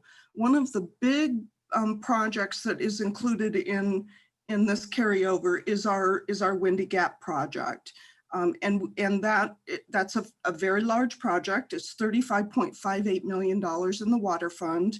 It's $4.12 million in the water construction fund. It's almost $5.6 million in the water acquisition fund. So those dollars are all being carried over for that specific purpose. We also have in several different funds, carryover of our Resilient St. Vrain project. So another big project that's being carried over. And then in our CDBG fund, we have $16.7 million of CDBG disaster recovery funds from our flood event that is still unspent funding that we are carrying over. So those are just the few that I wanted to bring to your attention. I can certainly answer any questions that you have on any of these other items, or if I can't speak to them specifically, I know we probably have staff in the audience that can help as well. All right, thank you very much for that presentation. Seeing no other questions, let's go back to the actual ordinance and open it for public hearing. Do we have anybody in the queue? Yes, Mayor, we have one individual. I'm going to admit them. Thank you. Caller 696, I'm going to unmute you if you can go ahead and speak. Okay. Do you hear us? I can hear you fine. Can you hear me? Yes, go ahead, sir. Thank you all. My name is Hayden Peacock. I'm the owner of the Chinese Medicine Clinic for 10 years down at the intersection of 4th and Main. And we have 200 plus patients that see us monthly downtown. I'm here to say that this proposal is going to cause chaos downtown. It's going to eliminate 100 parking spaces from Main Street that there is no good plan in order to be able to do anything about in terms of relieving congestion and parking for downtown. Excuse me, I'm sorry, Mr. Peacock, I'm sorry. So right now, I mean, theoretically, you can take your 3 minutes and say anything you want, but right now we're talking about a bill for an ordinance making additional appropriations for the expenses of the budget. Okay, well, I was cut in to talk, and this was what I was intending to talk about, and I got cut off earlier. Right. Again, it's freedom of speech. Go ahead. Take your remaining time. That's fine. I apologize. Okay. So, you know, it puts the finger on the scale for certain businesses above others. And the person that called in earlier that was suggesting that the LDDA is working with all businesses downtown is not being forthcoming about what's happening. I'm downtown. I'm trying to work with the LDDA to have conversations with them. They don't particularly want to hear what we have to say. And on their website, it suggests that one of the goals of the LDDA is to maintain a diverse range of businesses and prevent displacement of existing businesses. And this proposal is going to do exactly that. We do not have any kind of parking stability downtown in order to be able to accommodate what they are talking about doing. And if we had more time and sane minds could rule the day here, we would end up in a position where we could have longer conversations about redoing the entirety of downtown Longmont based on unelected people that don't have any consequence for the decisions they make. It's the businesses that are going to suffer because of this. So I appreciate everyone's time. Sorry, I'm in the wrong spot here, but I was on the call earlier and got cut off, and I do appreciate being finished. That's all right. Thank you, Thank you very much, Mr. Peacock. All right. Is there anybody else in the queue? No, Mayor, not at this time. All right. Dr. Waters? Move approval of ordinance 2020-26. Okay, it's been moved and seconded. Moved by Dr. Waters, seconded by Councilmember Christensen. All in favor, vote aye. Aye. Aye. Opposed, say nay. All right, let's move on to item 9B, ordinance 2020-27, a bill for an ordinance conditionally approving the vacation of a 5-foot wide electrical utility easement within the Brusel subdivision conveyance plat filing 1, generally located east of Mountain Crest Court, south of Maxwell Avenue, and west of High Plains Drive. Do we have a motion?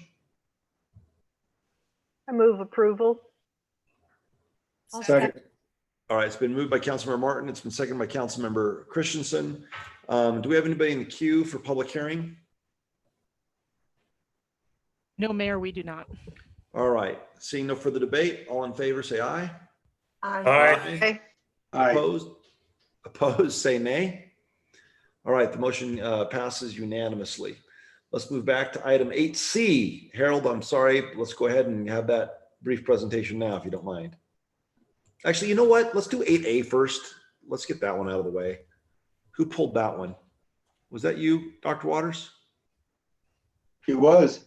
Let's do 8A first. All right. You want to put that one first because you think that one's going to go really fast. That's true. Maybe I'm wrong. I've been wrong so much the last year. Well, it will probably go fast. And to council members, and I spoke with Dale about this yesterday. I likely will vote in favor of this, but I do have some questions. And I don't know if Dale or Ken or Francie, who would be the right person to ask. But I'll start with this.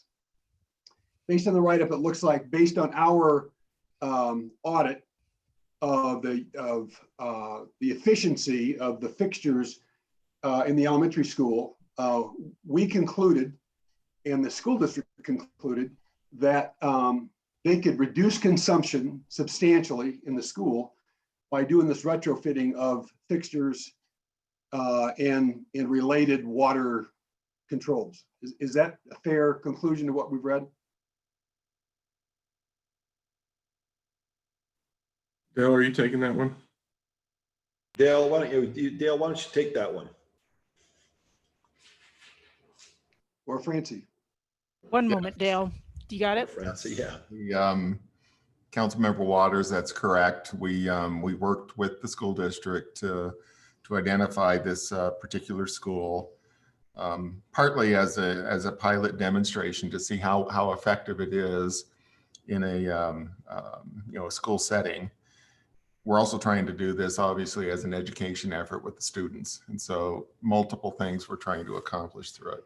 So Dale, you know, my question here is the fact that we're working with the school district is a good thing. The fact that we're auditing efficiency is a good thing. What I'm puzzling over is why the city is reimbursing the school district $25,000 to retrofit equipment that the school district, why wouldn't the school district be doing that on its own? Why do we need to be reimbursing? The school district's going to benefit by lower costs. The whole community is going to benefit by greater conservation. The environment's going to benefit by greater conservation. Why do we create an incentive for a school district? By the way, it just announced a short time ago they were going to, they had enough money in their reserves to build a swimming pool and cover operational costs. It just seems odd to me that the city reimburses the school district to do what they should be doing anyway. All right, I changed my mind. Let's go on to 8C. Just kidding. I think I can respond to some of that, but Councilmember Waters and Mayor Bagley and Council, I clearly understand your question there. What I would say to that is that the school district is not otherwise required to do anything right now.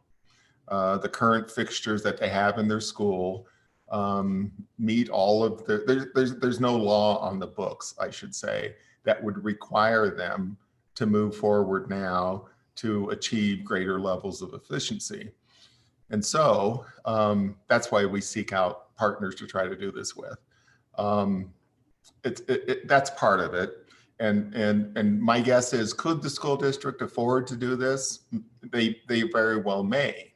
But if you look at the multitude of schools that they have across the district, they may or may not be able to do this, district wide. I think the district is as interested in the effort as we are to see how effective it is. Our hope is that we're going to show that you're right. They're going to save money. It's going to help educate the kids on low water use fixtures, and we'll see where it goes. I mean, that's part of the thing. This may be a one and done. We may do it one time and find out it wasn't as successful as we hoped for. But I think that's part of the reason why we are wanting to partner with them. So Dale, for us to know, requires setting some performance targets and collecting data. Yes. The last conversation I was in as a council member regarding data in the school district, the school district refused to share data with the city to support a grant proposal to secure funding to install a traffic signal that would increase the safety of children crossing county line or airport road, as I recall. Airport. Yeah. So how confident are we that what's different about this, that the school district would provide or share data on this project when our previous experience has been that they don't or choose not to? I think one of the key differences here is it's the city owns the water meter, and so we have access to the data, and so we will. It'll really be incumbent on the city in this case to share the data also with the district on what we're doing. So we will be already having the data, if you will, in our hands. We will then be able to do the analysis on the data. So we're not dependent upon the school district for data collection? No. Okay. Last question, and I'll mute myself. I'll ask one more question. I'll move approval, and then I'll mute myself and listen. But the last question is this. This is about water conservation and what might make a difference in one school and then could be generalized to others. Is the swimming pool proposal that we've read about in the newspaper, is that going to conserve or use more water than the school district is using right now? Are you asking me a question on that, Councilmember? Yeah, I am. I know it's just speculation. It would increase their water demand, I would certainly assume. Yeah, those are the things that are, I just look at and wonder about the logic of it all. Like I said, I told Dale for council members, I'll move approval, but it's a head scratcher for me in a lot of ways. Second.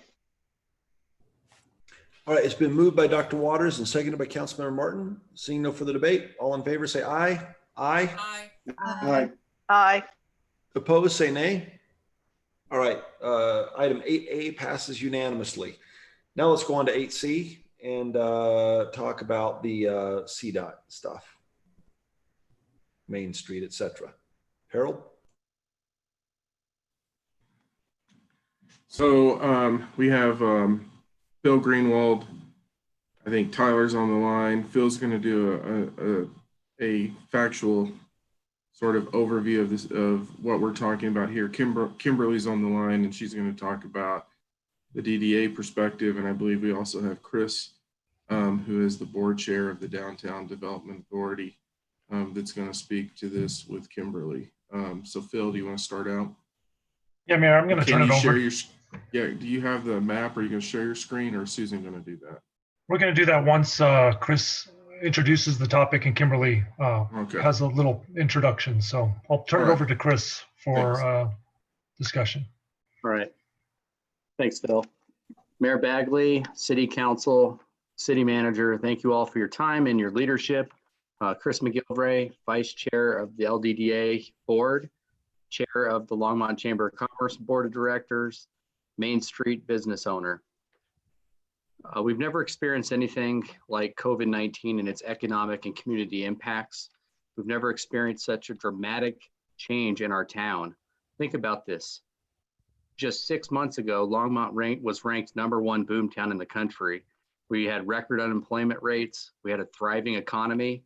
We had a thriving downtown. A lot has changed in 6 months. I think we all can agree. We've experienced sudden shuttering of many of our local businesses that have resulted in significant loss in jobs and sales tax revenue. And just a couple of days ago, my favorite breakfast shop downtown closed, Tangerine. And this was a business that made significant contributions to our downtown. So I wish I was here to say that it's going to get better super quickly, but our recovery is going to take time and a lot of patience. Economic sustainability is a top priority for our city and as an LDDA. So the question is, what creativity can we do to support economic sustainability for our downtown and for our small businesses? What creativity can we do to support economic sustainability? It was this question that shaped the context of the recommendations that are before you all to discuss today, the Main Street closure. Now is the time more than ever for creativity, innovation, community collaboration, to bring attention, people, and commerce to the heart of our town, which is our downtown, and do it in a safe and compliant manner. The LDDA board appointed a task force and a marketing committee recently to look at this question. What can we do to support our businesses? We heard from retailers that restaurants are a driving factor in the foot traffic for our downtown community. We've experienced an unprecedented amount of unused parking in our lots, and we've heard the worries and concerns of all types of businesses on how they will make it through this health crisis. We spent years investing in our downtown community. We feel that it was stronger than ever before and that we had historically low vacant rates. We had highly engaged new businesses and more feet on the street than ever before. Downtown has the largest concentration of locally owned businesses in our community. It's truly what Main Street America is all about. The LDDA board encourages you to be creative with ways we can make our downtown a safe and sustainable destination for all. This is an experiment. This is not etched in stone. This definitely has an eraser at the end of a pencil. This is not a new idea, but has been continually suggested and discussed in our community. There are other communities that are using similar type approaches, such as Greeley and Louisville. So I was one of the, earlier in this process, which feels like forever ago, it was about 30 days ago, we began to vet the viability of Main Street closure of lanes. And my first reaction may have been similar to your first reaction. Are you serious? Our Main Street, do you realize it's a state highway? you're contemplating closing lanes. So there was personal resistance that I had to this idea in the beginning, and the chaos that was mentioned earlier that it may create. Going through the process of vetting the viability through a lot of community discussions with the Business Resilient Task Force, with our business community, with the Chamber of Commerce, and as well as surveying our business owners that are going to be in this area and property owners, I've changed my mind. I see that the positives outweigh the negatives. Some of the positives are that it's going to stimulate, hopefully, the goal is that it stimulates economic development. It could increase the vibrancy of our downtown short term, right? This is not a long-term play. This is a short-term play. It could increase sales for our restaurants and retailers to create a unique experience. When you're driving through downtown during this time, you may slow down because there's something cool happening. It's pretty exciting. And you may just find a parking spot a block to the right or the left and take your family out to dinner and buy something at a retail shop.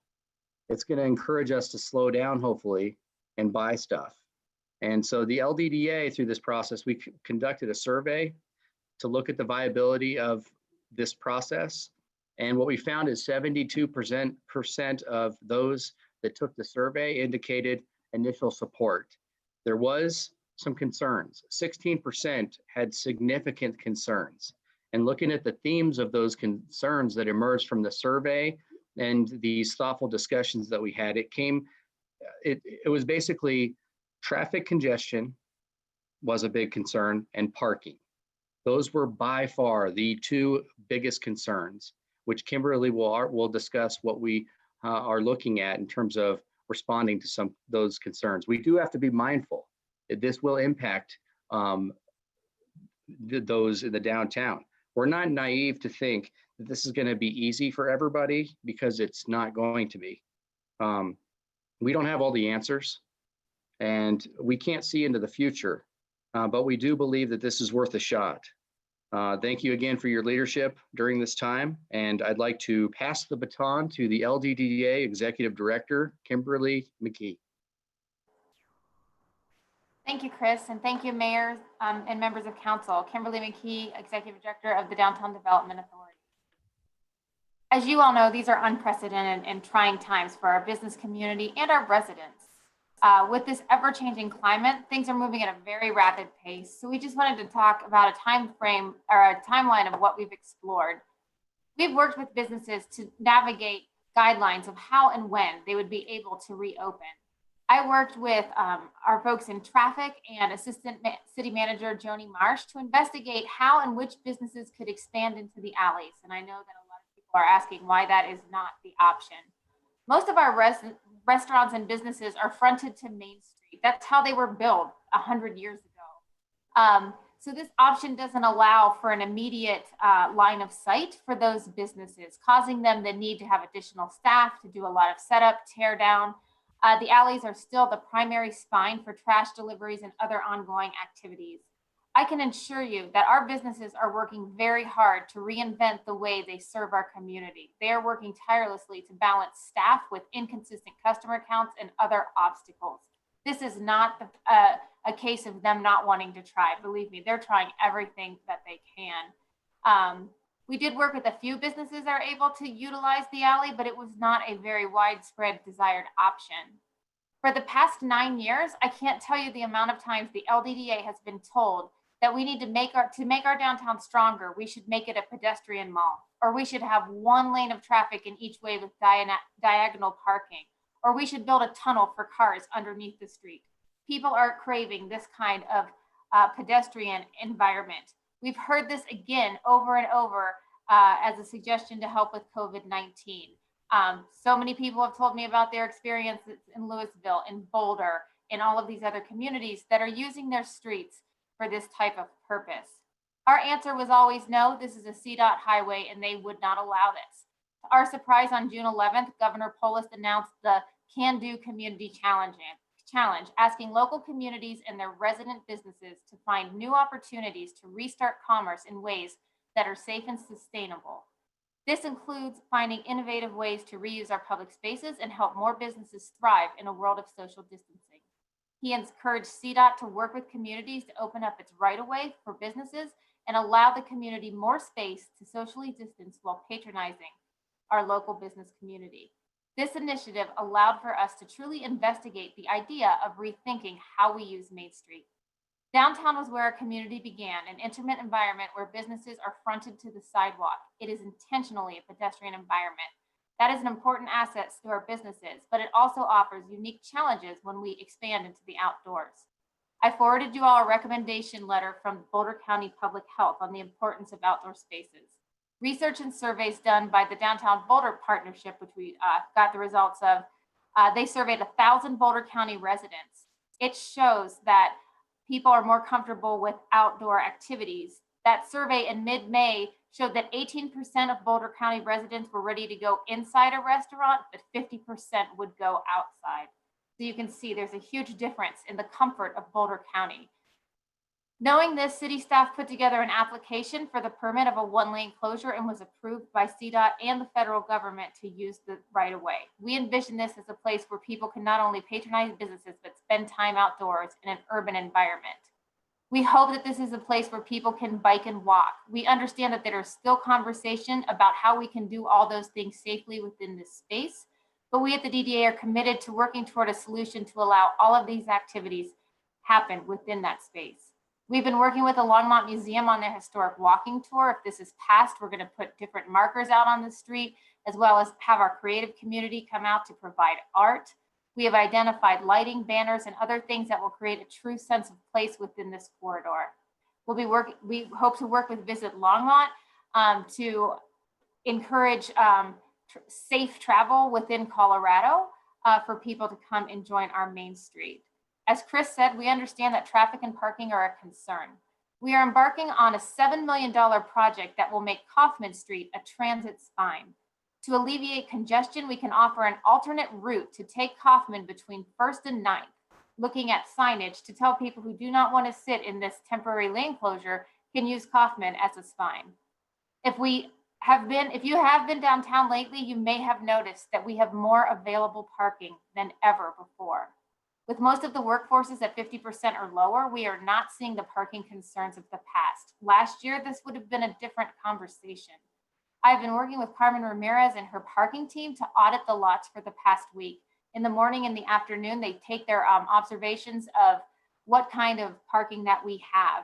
They have never seen any of our lots or streets exceed 80% capacity, and there are very few that hit that mark. Most of the parking lots and streets tend to be only between 25 and 66% full at one time.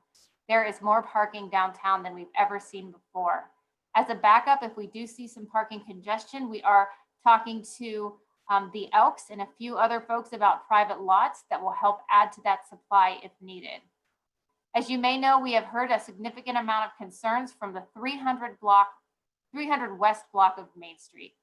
The recent announcement that Tangerine is closing and today the governor's order to close bars and pubs again, the DDA staff has worked to devise a plan to use excess sidewalk space on 3rd Avenue for the southernmost restaurants and have identified some alternative space for some retail classes. Although not our original vision, council may want to consider stopping the closure at 4th Avenue on the west side of Main Street. It is disappointing to some of the business owners on that block, but we would like to be mindful of the concerns of those business owners that have such concerns about this and make some accommodations if we can, or you all would be able to if you wanted to. As Chris said, this is truly what Main Street America is all about, and we are working on some solutions.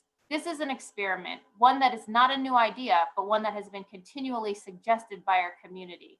We don't have all of the answers, and we can't see into the future, but we do believe that this is worth a shot. An ideal situation would be to keep the closure through mid to the end of September. In these unprecedented times, we will strongly monitor and evaluate the impacts. Tyler and Phil can speak more on what they will track from traffic impacts, and we will monitor our pedestrian counts, our parking supplies, track sales tax, and really look at what this is doing for downtown as a whole. The loss of our business community, the loss of our local business community impacts all of us. We are working hard to retain what we have worked so hard to build together. Downtown Longmont has bigger hearts and we hope soon stronger streets. Our hope is that a rising tide raises all ships and that this will help all businesses. We won't know whether this works or not, again, unless we try. I will turn it over to Phil and Tyler to more fully discuss how those closures would work. Good evening, Council. This is Phil Greenwald, Transportation Planning Manager with the City of Longmont. I think rather than go into the details, we just turn it over to you right now and ask, I'm sure you have some questions about this, this proposal or this resolution for this intergovernmental agreement. So I would turn it over to Council. And if needed, we do have a closure map if you'd like to see that as well. I've just got one question, and Marcia, I'm gonna call on you. My only question is, I commute every day from South Longmont to North Longmont, and a lot of us commute from north to south, south to north, and I am inclined to vote for this. My only question is, have we done a traffic study to? I mean, I've got 20 employees that are making that commute. How much time are they going to be, every day? How much time are they going to lose in their commute if they're coming up 287 as a result of the going from 2 to 1? Yeah, Mayor, thanks for that question. We have not done a detailed analysis of actual loss of time on those travel times yet, but we are going to measure them very carefully and make sure that we are not adding many minutes to your commute as far as that goes. But maybe Tyler has some more information about actual trip making efforts through that area as we shut down those lanes. I do want to mention that we are asking RTD, and they are saying that they will move buses over to Kimbark. So we're going to move the bus traffic off of Main Street to help you get through this area, help everyone get through this area. We're also, as you've heard earlier, we're eliminating parking, which is also takes up quite a bit of that outside lane right now, as far as removing some of that capacity as people try to stop in traffic and then back into a parking space. So those two elements will be eliminated with this proposal. And I'll turn over to Tyler. So you're giving me your word that it's not going to be substantial. Is that what you're saying? I would like to do that. Tyler Stamey, Transportation Engineering Administrator. So not to sugarcoat it, your travel times are going to go up. We do fully anticipate that. We are measuring travel times between 1st and 9th right now. We're going to measure those travel times as this setup is implemented and as it continues. So we'll have that number to report, but I don't have a model run to really estimate what that impact is going to be at that point. This kind of came together relatively quickly, and to do that type of model takes a pretty substantial modeling effort that frankly we didn't have the time to do right now. I will say we have done this similar setups before with construction as we were going through, I think it was 2017, repaving or reconstructing Main Street. We had times when we had traffic down to one lane each direction and shifted onto one side of the street. I think what we saw with that was a lot of drivers picking alternate routes. And so I think we saw volumes go down. One of the other things we see right now, as we're checking volumes across town and impacts to stay-at-home orders on Main Street in particular, we saw a pretty good reduction in the first couple of weeks with stay-at-home orders. We saw traffic volumes go down about 60% of their normal what we'd see on a normal day. That has come back. We're at about 90% of pre-COVID volumes. So volumes are a little bit lower than normal. So that's in our favor right now as we're looking to do something like this. But ultimately, travel times on that route, unfortunately, your route, Mr. Bagley, will be impacted by this. Okay, yeah. I guess I'm going to vote tonight, but I don't know how much time or money we want to dedicate to this, but I'd have that. I'm all for this, and I hear everybody's. I hear Kimberly McKee, and I hear Chris McGilvery, and I hear in theory it's great for downtown. My question is, what's the trade-off? 100,000 people. Other businesses in town are not located in the downtown district, and I want to see the downtown district thrive. The question is, at what expense? Because if other people, and I'm not saying that, oh, this is all about Bagley Law, I'm not saying that. What I'm saying is I'm assuming that if I've got employees that are going to say, I don't want to drive up there anymore, if you add 10 minutes to their commute as they're coming in from Lafayette and Broomfield, I'm assuming other businesses would also have a similar problem. So I guess my question is, what's the give and take? So I'm going to vote for it tonight, but I'd like to know, I mean, if it's 15 minutes, that's terrible. If it's 2 minutes, not a big deal. All right, Councilmember Martin. Thank you, Mayor Bagley. I have been doing two things. One is looking at national and international data about projects like this, and they seem to have in common a lot of initial resistance in terms of people believing that their business needs to be driven straight up to in order to thrive and things like that. And the other thing, and finding that the outcomes turn out favorable after all, and the situation resolves itself to be for the benefit of everybody. The other thing I've been doing is listening to the local objections and seeing what people are really finding as the problem. So I have two questions about the local objections. One of them is, what do we do with the bicycle traffic? And it seems to me that the bicycle traffic falls into two cases. One is the through bicycle traffic that isn't going to stop at downtown, but is going to be possibly disrupted by the rerouting of traffic. And the other one is how are cyclists going to be accommodated that are headed downtown, which is something that they have always said, yeah, we want to bike downtown, make it work for us. So those are the two questions. You can answer them in either order you'd like, as long as you tell me which one you're answering. And then, I'm sorry, the bicycle question is really one question. The other question is, I've been looking at the parking in the back on Kimbark and Kaufman and seeing that regardless of the through traffic on Main, those parking lots are just not as full as they used to be. Can we make more parking for disabled persons back there so that the alley entrance works for less abled people or differently abled people? Because I think solving that problem is, for example, going to address a lot of Mr. Peacock's concerns. And if that's part of the plan, then I feel a lot better about it. Well, I guess I'll take a shot at the question, Mayor and Councilmember Martin. Starting with your bicycle question, I think what we're doing is we're really trying to still work with the avenues that are very low volume right now and getting people into downtown through those avenues. And I think that's been working really well. I know as a bicycle commuter myself, I use 4th Avenue quite a bit, and it's really very easy, quite frankly. And 5th Avenue and 6th Avenue are all east and west, very easy to get into downtown.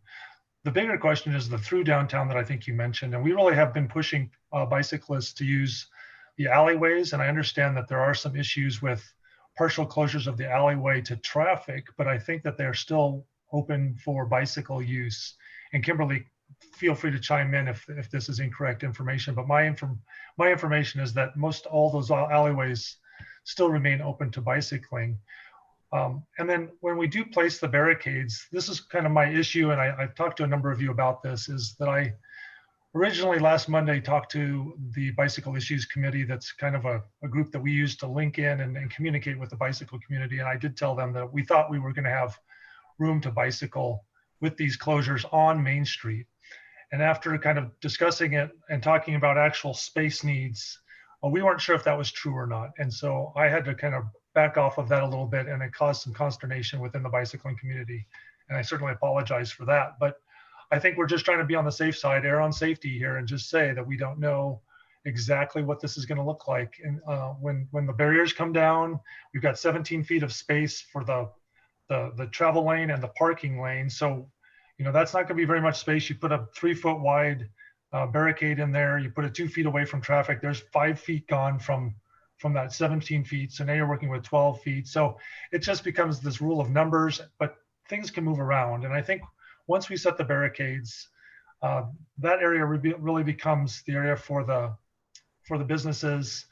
We're going to make sure that traffic flows freely on Main Street, but behind those barricades, we're going to try to create, I believe LDDA is going to try to create some space for the bicycling to go north and south as well on that, because we realize that Kaufman and Kimbark are going to be busy with increased traffic loads, and they're not really great places to ride bicycles right now with diagonal parking backing out. So hopefully that answers your first question about bicycles. As far as the parking goes, if you have a handicap placard, you can park anywhere in the downtown for as long as you want to.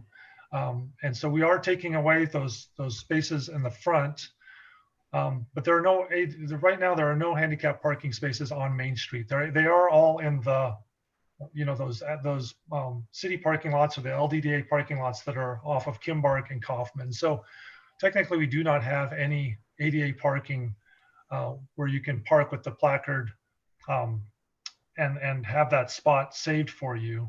So that is kind of a non-issue in our mind, but we would like to take a look at what we need to do for those parking lots and make sure that there is access. But again, if you have the handicap placard, and we're talking about 25 to 66% utilization in those parking lots, you can use that parking placard and park anywhere in any timed spot for as long as you want. And so that kind of goes under the radar a little bit. And I'll just turn it over to my colleagues to chat any more about if I missed something on that. Oh, thanks, Phil. I just wanted to say I was unaware that the time limitations didn't apply if you have a handicap placard. So that's excellent information and definitely satisfies my concern.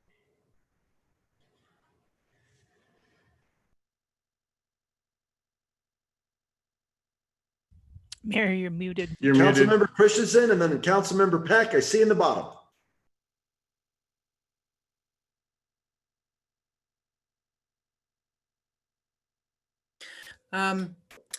Okay, I want to thank Councilwoman Martin for asking those questions. Those are two of my concerns too, the ADA and the bicycling. I really would like to have a bicycling lane. I'm having a hard time picturing what this is going to look like. Now it seems like we're going to have one lane of traffic, but then we're going to have a whole bunch of barricades. Is that right? Because I went down today and I measured the sidewalk. The regular sidewalk is about 18 feet. So they already have 18 feet. But we also actually have to still use it as a sidewalk. People have to be able to get up and down it. So I'm wondering how much extra space people will actually be gaining by this. I've been mentioning Louisville for years and years, and nobody seems to be very interested. Now I'm heartened to see that people are sort of interested in what Louisville has done, although they have a different situation in a different kind of town. But they just closed they do this every summer. They close off, they use the parking space. They put flats out that are basically pallets covered with inch thick plywood, and the city stores these every year. This evolved over time from a city council person actually observing somebody doing something rather clever. So they use that parking lane in the summertime as extra seating. Well, that's I don't know how wide that parking lane is, 10 feet, 12 feet? I think it's more like 7 to 8 feet. Oh, okay. Still, that's enough room for a table and chairs. And so that would still allow you, if we close down one lane of traffic, it would give them more room if they used that parking lane in this summer to put out pallets and expand their tables there. Although that would cost them more money. You know, this is, we do have to be creative. I went down there tonight and I had dinner, my son and I had dinner at the pump house. And as usual, there was no parking in the parking lot and back. There never is, ever, ever, ever in my experience. And so we had to park and walk about 3 blocks. That's typical for the situation. You know, when you measure stuff in the morning and in the afternoon, that's all well and good, but most people are going to be down there at night. And at night, it's always packed. You can drive around that parking lot forever and you will not get a parking space there. It's the same thing down by the Dickens. I am worried about the parking. I mean, I'm frightened by the fact that I look at all the empty storefronts down there. We had, as Chris said, we were doing wonderfully. And our downtown is so much better because of Kimberly than when I moved here, when it was just nothing 30 years ago. And it's been wonderful, and we want to keep that. It's a huge generator for income, I mean, for jobs, for entertainment, for economic vibrancy in this town. But we also have to have a balance between people who are handicapped having access, the biking being, you know, the biking community being able to get around, the neighborhoods not being any more impacted than they already are by people parking all over and creating problems all over. So yeah, none of us here is God. Nobody's got any answers. We have to do the best we can to try to find creative solutions. I see the point of Mr. Christensen from the Elite Barbershop, and I also see the points of Mr. Peacock from the Chinese medicine thing. I do think some businesses will be adversely affected by this, and I worry about that.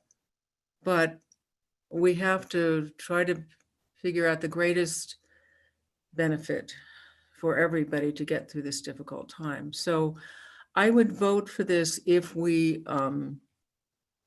allow somehow to have a bike lane going through there, so that bicycles, which are the way that people can get downtown and go to these places. I mean, people talk about foot traffic, but people are not going to be walking from all over downtown to downtown. They have to get to downtown and park. And if we are pinching the traffic to 50%, they're going to avoid downtown like the plague. And then we eliminate parking, they're really going to avoid it. So I do worry about that. But I think it's worth a try until the end of September. I think we have to try to do something to help people. And so I will vote for this, provided we have a bike lane, because otherwise I think we'll really be doing a lot of damage. All right, let's go with Councilmember Peck, then Councilmember Susie Hidalgo-Fahring, then Councilmember Martin. Thank you, Mayor Bagley. So I have 2 concerns, and I had already asked Phil, I talked to you on the phone about this, so I'm going to let you explain it because you explained it so well to me. And the question is, well, the normal process for something like this would be that it is brought to council and we put it on an agenda, et cetera, et cetera. That didn't happen, and I was concerned about why the rush? How did this happen? How come we haven't heard about it? And you explained it very well, Phil, so I'm going to turn it over to you to please let everyone know why this is such a rapid response to the business community and to LDDA. Take it away, Phil. Mayor and Councilmember Peck, I'm trying to remember what I said, I think, I think Kimberly did a really great job in explaining kind of that timing. We're talking about June 11th was when we started hearing about this, and it's June 30th today. So we're really trying to, we really did get quite a kickstart on this as far as, trying to get going with what we had heard. And different things that we heard from the different businesses and folks. The piece of it that really kind of, I think Kimberly really mentioned, was the idea that we really looked at the alleys first, and that was really where we wanted to go. And so alleys really became the key focus initially when we were talking about business expansions.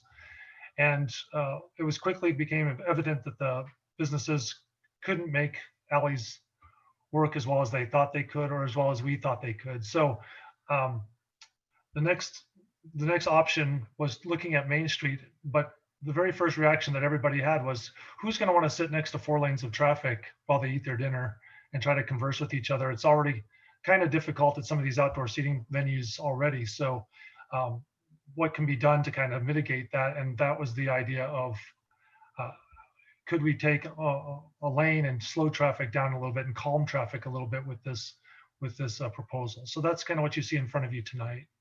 So if I can jump in to kind of help with that too. So when we talked to council about what we were going to look at for the alleys and the process you have to go through, liquor licensing and all of those components, while the state relaxed a lot of rules and processes in terms of bringing it through, the operational issue also becomes more challenging in terms of the licensing aspect. And Kimberly kind of touched on this, is because you have to make sure that you can, when we expand the premise, that you can ensure that you're properly monitoring that premise as part of the licensing process. And so there's very few, based on access points to the alley, that can actually do that. I think there's really only one that has that line of sight. And so then when you take a facility that's challenged financially, and then you add additional costs for them in order to be able to expand, to increase the 50% margin because of the licensing piece, that becomes an additional issue that's in play as well, that really has made the alleys more difficult to work through. So I think that that part, you're right, Kimberly explained it very well. And I guess what I was getting at for the conversations that I've had from the residents is that, why are we just hearing about this? How come you're rushing it through? And what I understood from our conversation was that Harold could do this based upon that emergency authority that we gave you.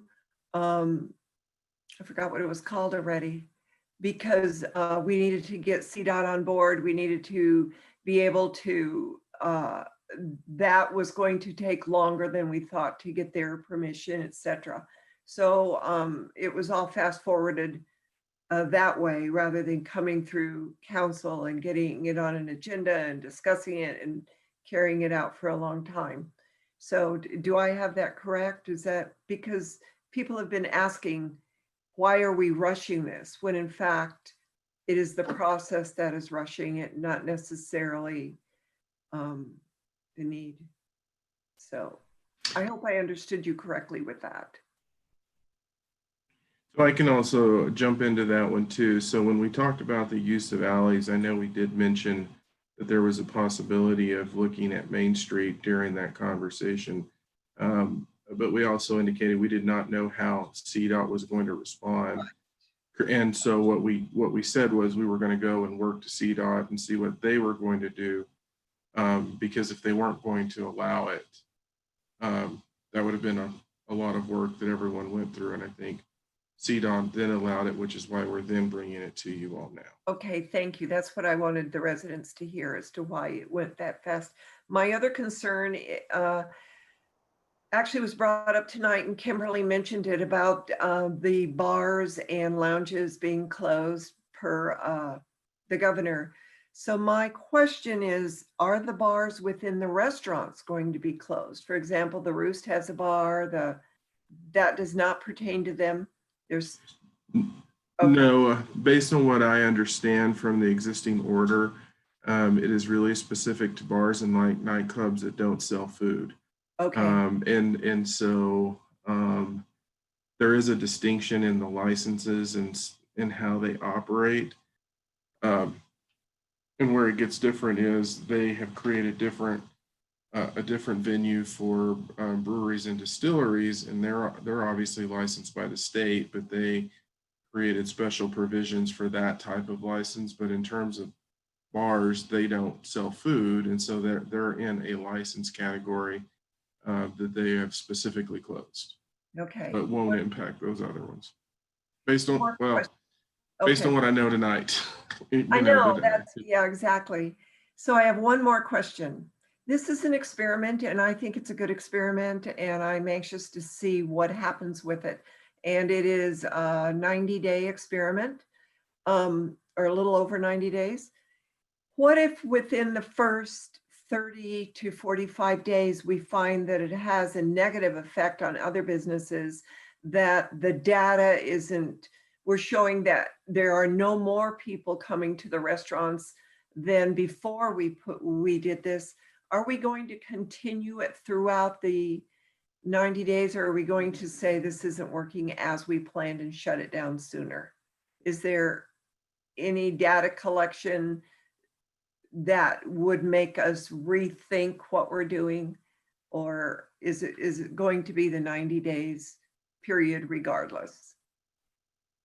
So Mayor and Councilmember Peck, just to let you know, yes, we are going to evaluate this. We want to take the first 30 days to look at what's going on with traffic, what's going on with all the different businesses that are downtown. And I think Kimberly has some more information on that. But if anything happens where we are seeing this, kind of fall on its face as a failure with traffic or with the businesses, we have the ability to kind of pull those barricades. We don't, but we'll get the barricade company to come back in and pull those barricades and take them off of Main Street and return it back to normal. So that's kind of what we're looking at right now, is a month-long kind of test to see how things go and give people time to kind of adapt, give the mayor time to find different routes to get to his office on the north side of town. But and everybody, we'll all have to kind of figure this out as we go, I think. And as that happens, we have that ability if things go really south on us. Okay, great. Glad to hear it. Thank you.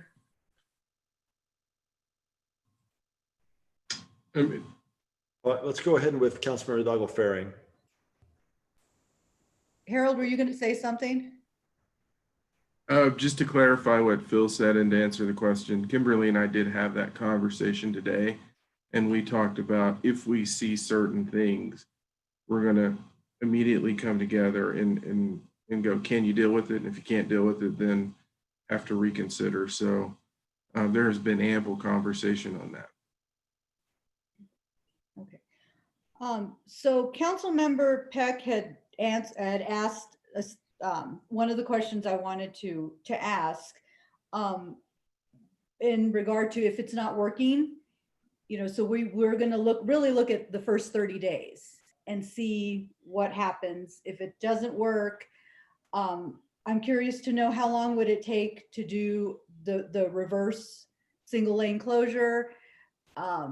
And would it need to be brought forward to council for approval first, or can you guys just decide, okay, this isn't working, we're going to have to undo this? I think we have the ability to untangle it if there's a problem, but similar to how we've approached many of these issues, we would communicate with council to say, here's what we understand, here's what's happening, here's what we need to do. So we would communicate with council on that issue. If you would like, we could bring it back to you. I'd just be afraid if it's not working, we're going to lose time. And so I'd rather. I didn't want that to be a delay. Yeah, no. Now to expedite that process. I wanted to get that on the record now. The other one was as far as funding for this, are we able to acquire any federal funding, COVID relief for the blockage of the road? What's it going to cost for the barriers and undoing it when it's completed?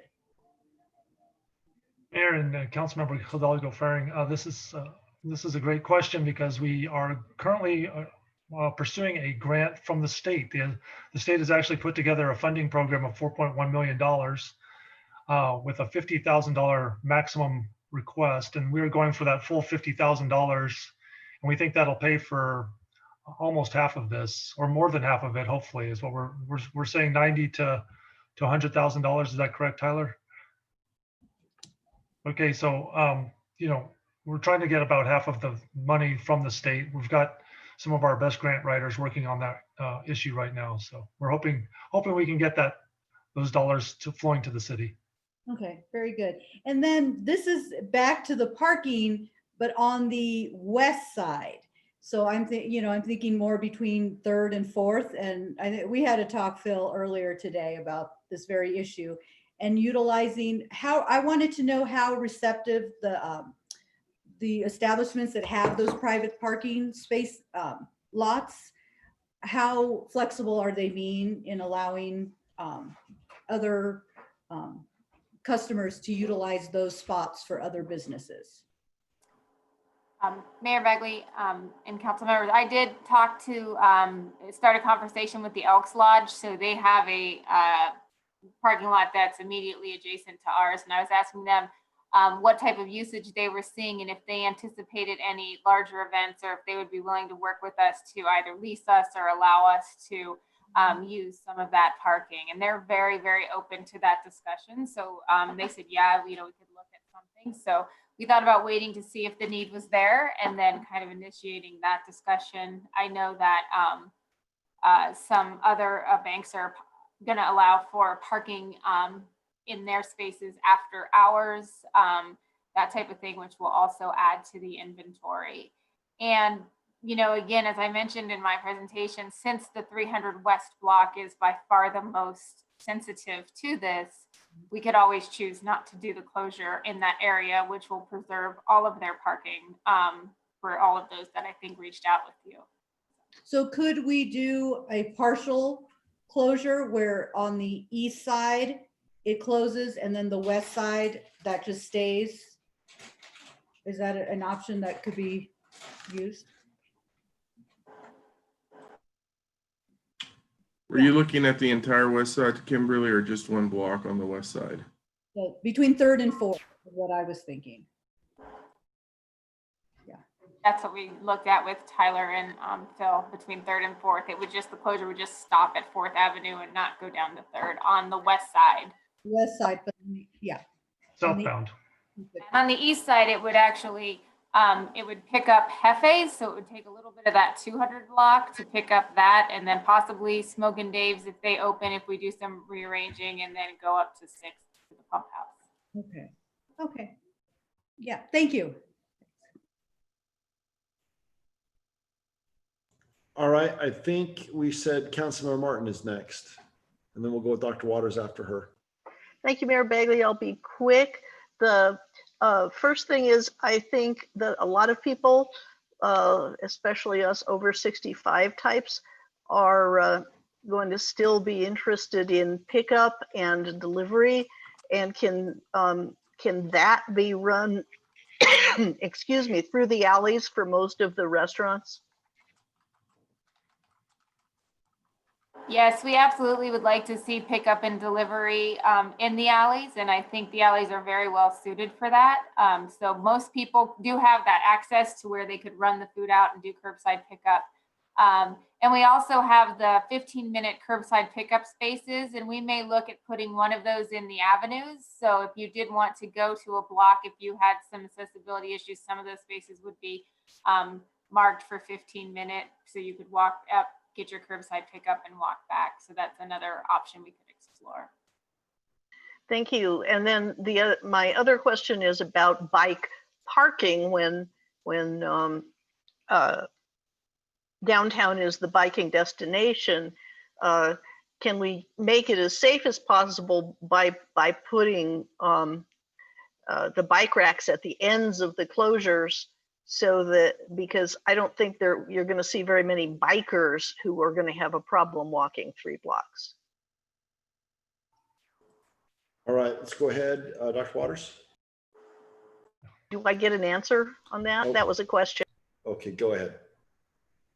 Who wants to answer? Mayor and Councilmember Martin, I think I'll try to take that one and just say that we've done a lot of work in the last couple of years to really get a lot of bike racks in the downtown. I think Kimberly can kind of attest to the amount of work we've worked with her staff to make sure we get those bike racks. But we can certainly, we have a bike rack program, and if we hear that we need to add racks in any location, we could quickly do that as well.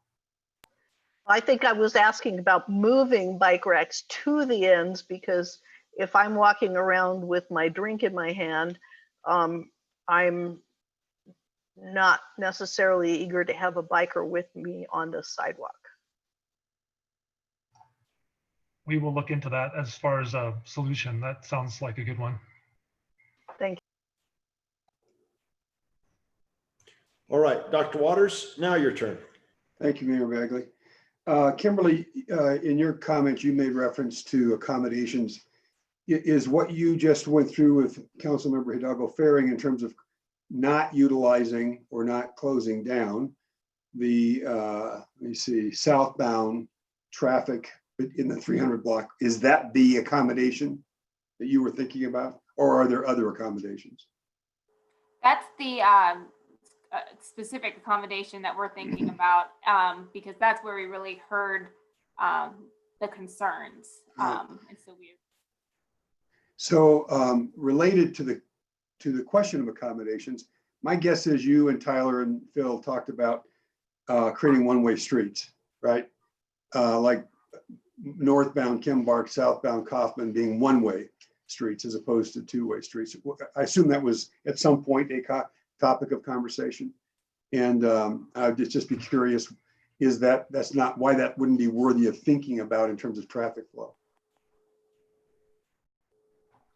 Councilmember Waters and Mayor, I think what we were really trying to do is make sure that we had all the streets available in both directions. We've certainly talked about the one-way pairs in the past with different folks, but not in this conversation. This is really about trying to keep some traffic on Main Street and keep that traffic flow going, and not completely close off Main Street at this time. So that was not a specific consideration for this specific closure yet. I appreciate that, Phil. It just doesn't answer my question. Why wouldn't you? I mean, we're afraid now that if you went one way north and south, Kaufman and Kimbark, that takes too much traffic off of Main Street. And if it did, it would be because traffic was moving smoothly. I guess that confuses me why people wouldn't want to do that. And I don't want to get into the weeds on it. I just, in terms of accommodations, it seemed like one of those that might be on the table for consideration. Mayor and Councilmember Waters, I think the reason why we didn't consider that at this time is that's a very expensive traffic control plan. And what we're trying to do is keep it simple and little less expensive than what that would take to actually change the traffic flow patterns with those streets that you mentioned, Kimbark and Kaufman. So that, imagine the traffic control that would take. That's probably quadruple the cost of what we're talking about here. So we were trying to keep it inexpensive and keep the traffic moving, and not distress or impact those folks along Kaufman and Kimbark any more than we had to. But maybe Tyler has some other ideas about one-way traffic flow, but that's kind of my initial reaction to that. All right, unless Tyler's going to jump in, I do want to go back to Kimberly and to Chris. One of the kind of standards in my mind, and I think Councilmember Christensen made reference to the same kind of standard a few minutes ago about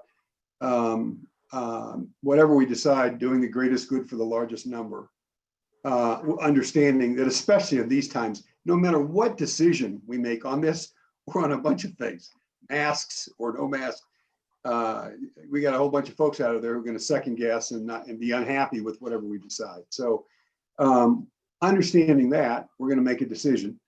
So you two make the case that this, given the concerns we've heard about maybe a minority of businesses, and we've heard from residents, make the case that this plan does the greatest good for the largest number of Longmonters.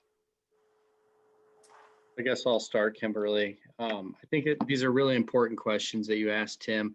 And we got asked these from so many people. And it's really important to understand that this is not tunnel vision on just restaurants. This is not tunnel vision just on Main Street. This is what's best for our community. This is what's best for our city, right? It's adding sales tax. It's saving businesses. I mean, we've always, we're really proud of what we've created in the downtown, right? Coming out of implementing our master plan from 5 years ago and truly executing against our master plan and having it a destination where people have fun and it's safe and it's inviting. And we lost a little bit of that, but we're excited about the future. And so, it's about identity. It's about, if you look at the sales tax alone that comes out of our downtown, and Jim can give us more of the specifics, but it's a significant percentage of our city, right? But then there's also the employees, the jobs. We talked about the economic sustainability earlier. All that comes together. This is, it is, when you look at the results of the survey and in the discussions, Tim, this is we're not going to please everybody. There are going to be some challenges. That's why it's really important that we continue to have discussions about these concerns around parking and traffic congestion and really doing what we can to accommodate those needs, which I'm really impressed with this discussion on those. We're bringing up some really important questions. So, but it's our downtown is our city, and we have to invest in the heart of our town, and that's my argument. Is it is a small sacrifice. It is an experiment, and I asked the same questions that I believe Polly asked Phil in terms of what if things go wrong, what do we do? And it isn't that complex to go back to the things that they basically to go back to normal. And so there is a little bit of risk associated with this, potentially some frustrations. But I think what makes our community so special, Tim, is coming together, right? And for a common purpose. And I think what this sends is when you're driving through downtown, we're obviously in a pandemic. Things are difficult. We're struggling. You're going to be able to drive downtown and you're going to see, wow, like something cool is happening. Like, there's some vibrance. Maybe I need to pull over and have a slice of pizza, Rosalie's.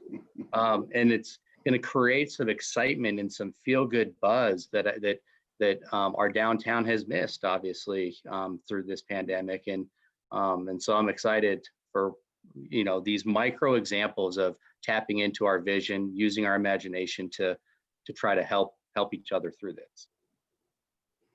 Kimberly, you going to add to that?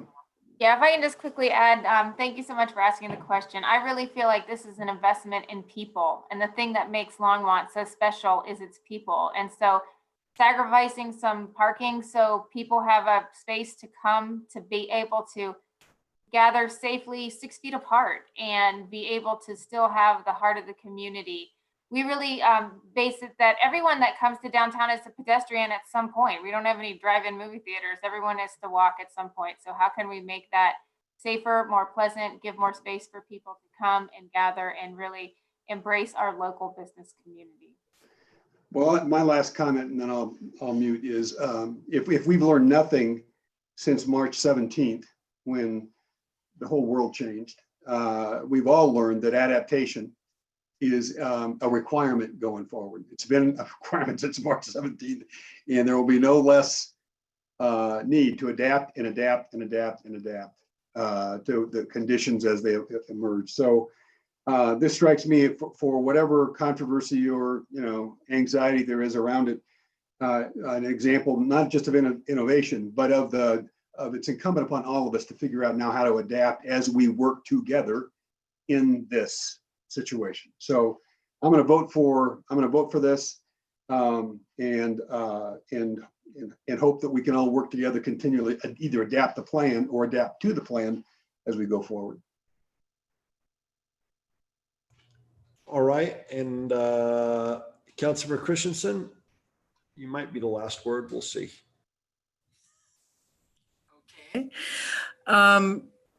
Can we clarify that there'll be bicycling? There'll be a bicycle lane. I mean, I know this is sort of up in the air, but it makes a difference to me whether I vote for it or not. So, Mayor and Councilmember Christensen, we are going to make every provision possible that we can to include bicycles on Main Street with the spacing requirements. And I think Kimberly has done an excellent job of trying to find the space and working with the bicycling community and the restaurants to figure out how to make sure there's space there.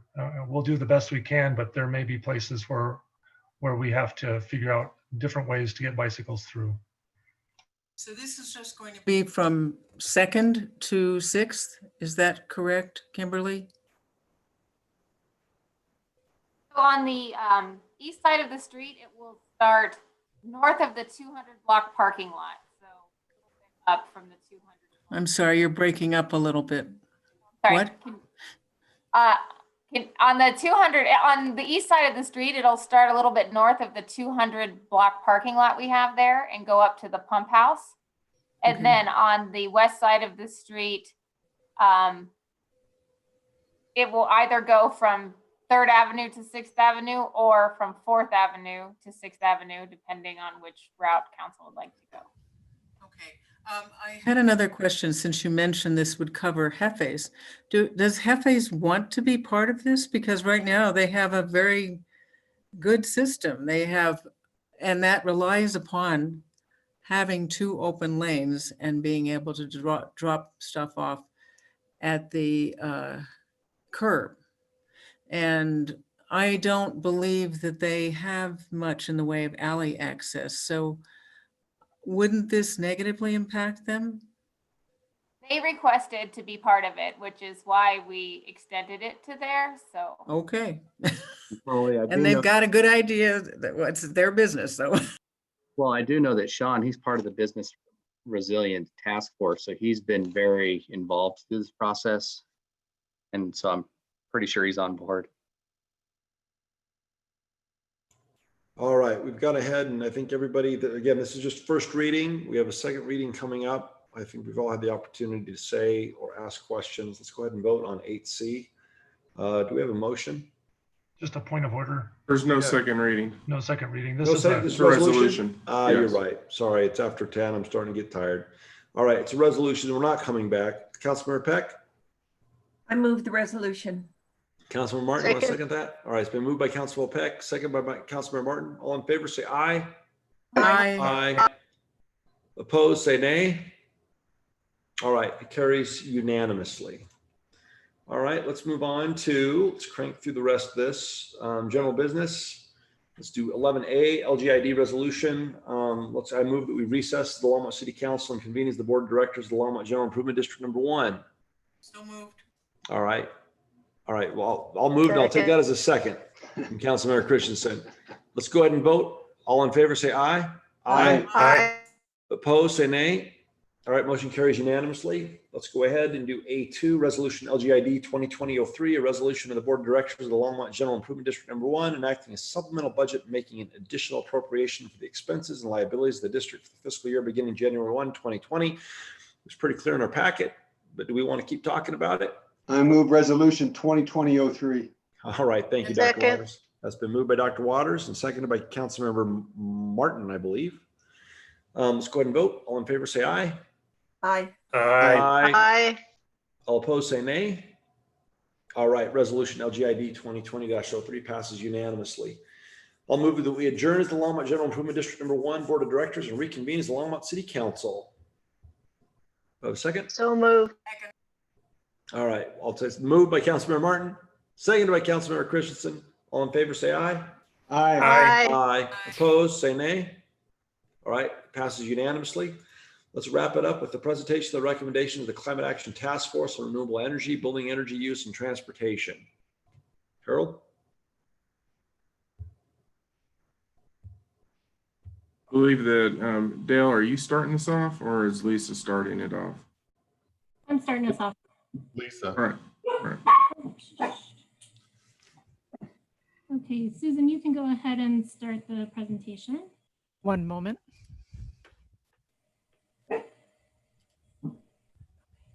There you go. Thank you so much. Mayor Bagley, members of council, I'm Lisa Knobloch, the Sustainability Program Manager, and I'm here tonight to review the climate action recommendations that have been developed over the last 6 months with the Climate Action Task Force, along with the Just Transition Plan Committee. And before I dive into the presentation, I'm going to hand it over to Deputy City Manager Dale Rademacher to provide an introduction. Susan, you can go to the next slide, please. Thanks, Lisa. The only thing I really wanted to share with council, given the late hour of the evening, a couple of things. Council, you passed the emergency ordinance declaring the climate emergency back in October. We were all working in January to have this report delivered to you by April 8th. We got a few bumps along the way. But I'm very proud to say that Lisa and the sustainability staff, working with awesome members of our community, have been able to pull together a report that I believe is going to help guide our community going forward to be able to deal with the climate challenges that we're going to have. So with that, I'm going to turn it back over to Lisa to get underway. Great, thanks so much, Dale. So as I'm sure you've all seen in your packet, the Climate Action Recommendations report is quite substantive. So, and luckily because it's late, so we're actually breaking up the presentation over 2 sessions. So tonight and also next week. And I've just listed here what we'll be covering tonight is we'll go into some of the background of the Climate Action Task Force, review the structure of the report. We have a governance recommendation and community engagement summary, and then the bulk of what we'll be discussing are the topic area recommendations around building energy use, renewable energy, and transportation. And then next week, we'll be back to talk about the recommendations in the areas of adaptation and resilience, education and outreach, land use and waste management. And then we'll be discussing equitable climate action and reviewing the Just Transition Plan Committee equity recommendations, and then getting into a discussion with council around how you all want to move forward now that the report is completed. Next slide. And real quickly, just to note why I'm doing this presentation as staff is due to the comprehensive nature of the report itself and the recommendations. The Climate Action Task Force had requested that staff present the report and recommendations. And although we did provide a lot of support and resources and information to the Climate Action Task Force to help inform the development of their recommendations, and we helped to facilitate the process, I haven't been directly involved in the drafting of the recommendations, so I'm going to do my best to answer any questions that you have, but we do also have a couple Climate Action Task Force members that are on the line that'll be available from each topic area to answer more specific questions if I'm not able to do that. And before I jump in, I just want to take a few moments to acknowledge the work of everyone that contributed to this effort. As Dale mentioned, it was a big undertaking, and I'm really proud of the work that everybody's done.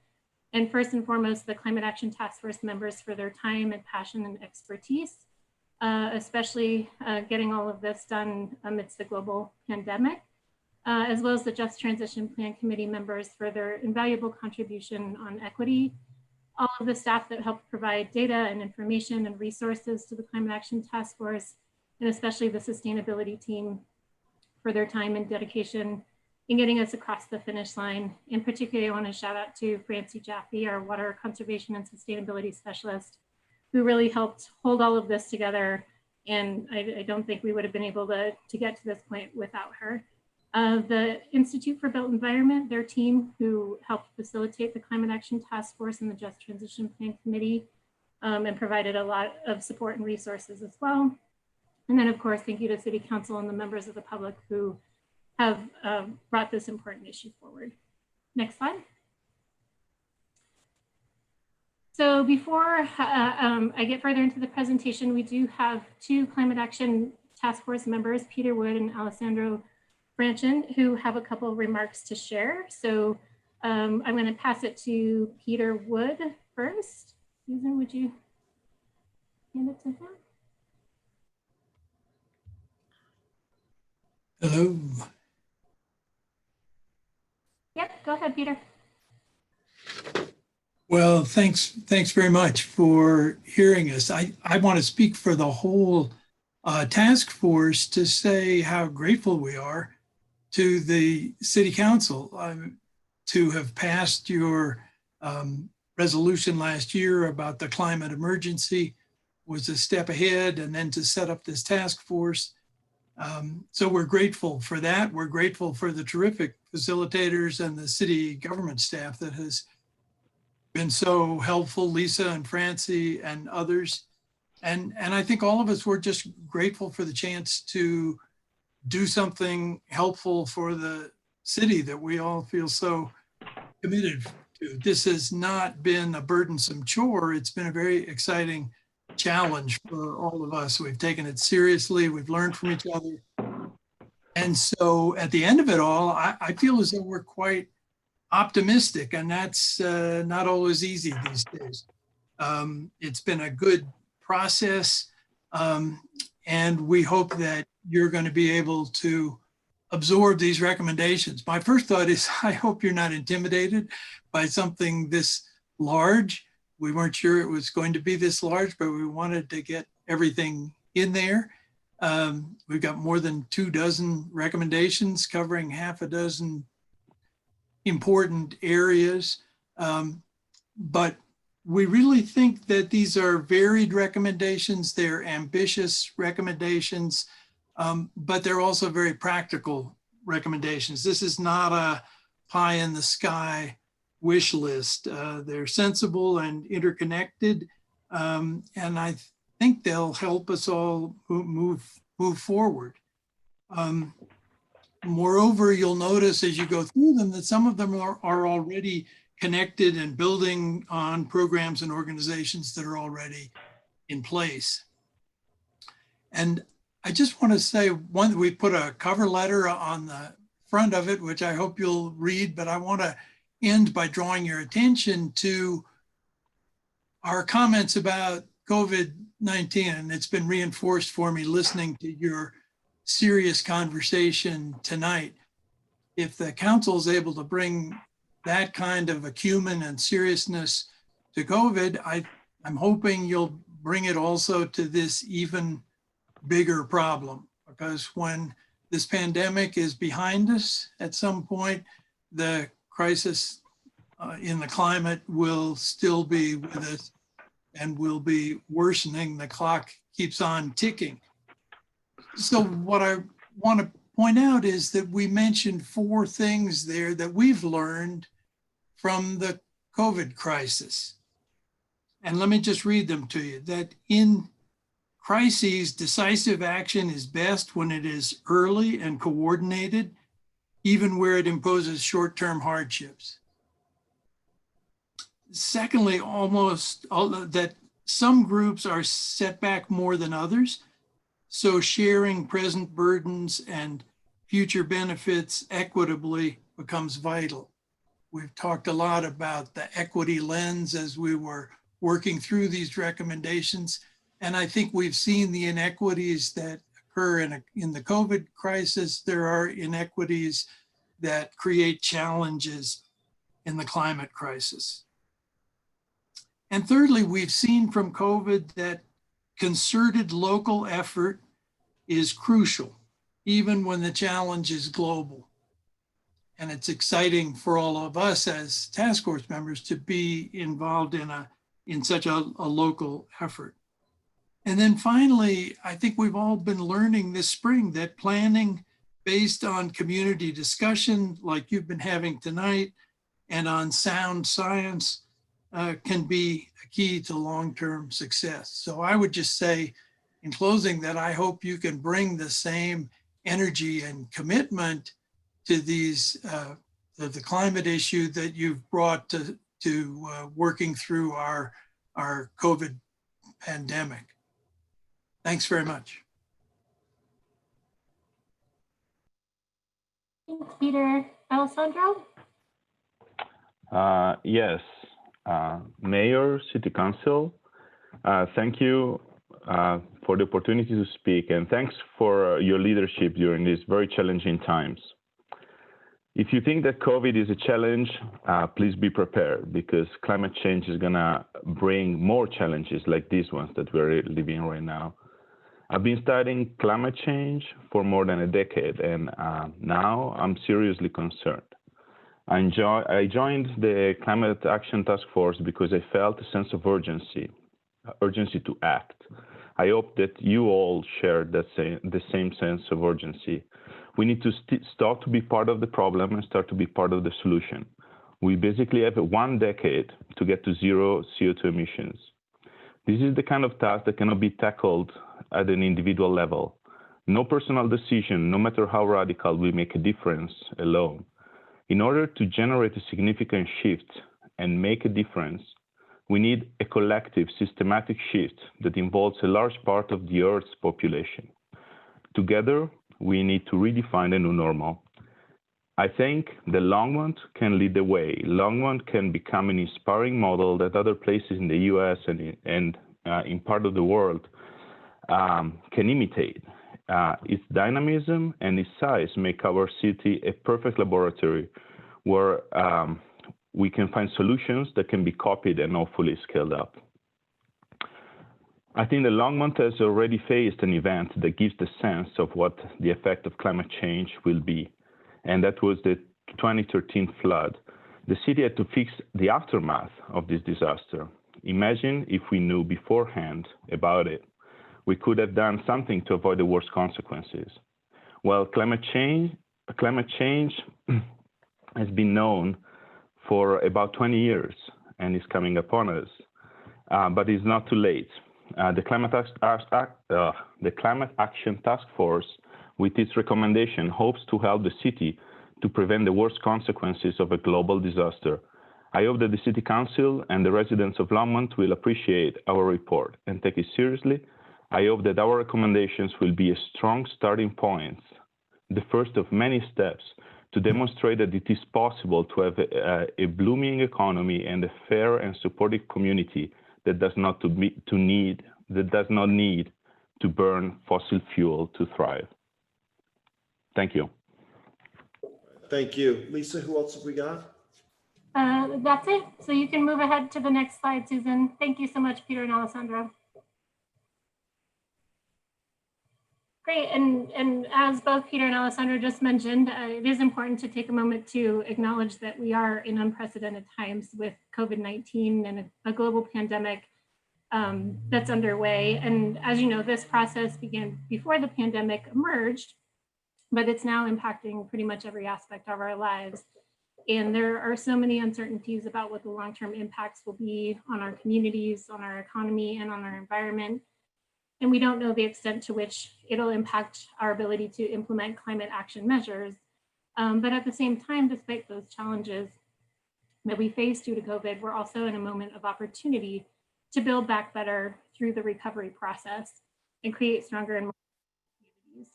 And we're already doing that, and we're on our way to doing that through our ongoing partnership with PRPA and the commitment to transition to 100% renewable energy, and the recent completion of the 225 megawatt new wind farm at Roundhouse. So we're doing a lot of those things already that were underway, but we still need to continue to prioritize resilience, equity, economic vitality, and climate action in our recovery so that we can rebuild in a way that helps transition us to a clean energy economy and builds jobs and addresses the longstanding social inequities that we're seeing play out in a number of different ways beyond just COVID, and that we know will continue to be exacerbated by climate change unless we do things differently. So you can move to the next slide, please.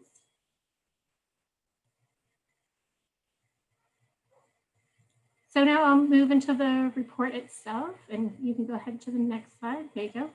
So this is just a brief overview of the structure of the report that you all received. So as you saw, it's pretty comprehensive, and we're not going to go through every detail, but touch on some of these areas. So go ahead and go to the next slide. So as we've discussed, we have our 6 topic areas, and then equity, as we've talked about before, the Climate Action Task Force really identified that as a critical component to climate action and decided that rather than having it as its own standalone topic area, to integrate it throughout the recommendations in the report.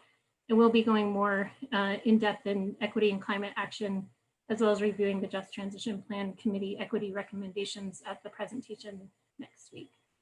Next slide.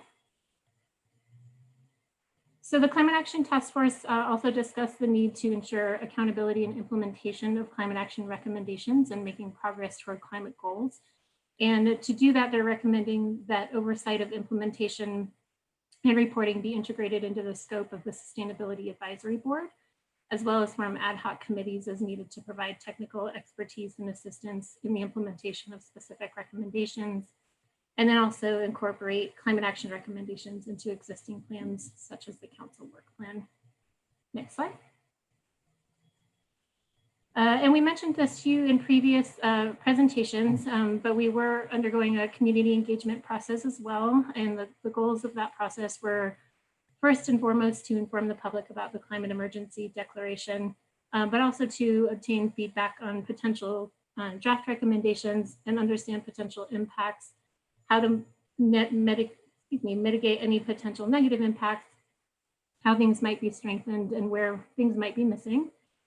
And although we were able to conduct some of the community engagement activities that we had planned prior to closures, and those activities are listed here, our efforts were pretty significantly impacted by COVID.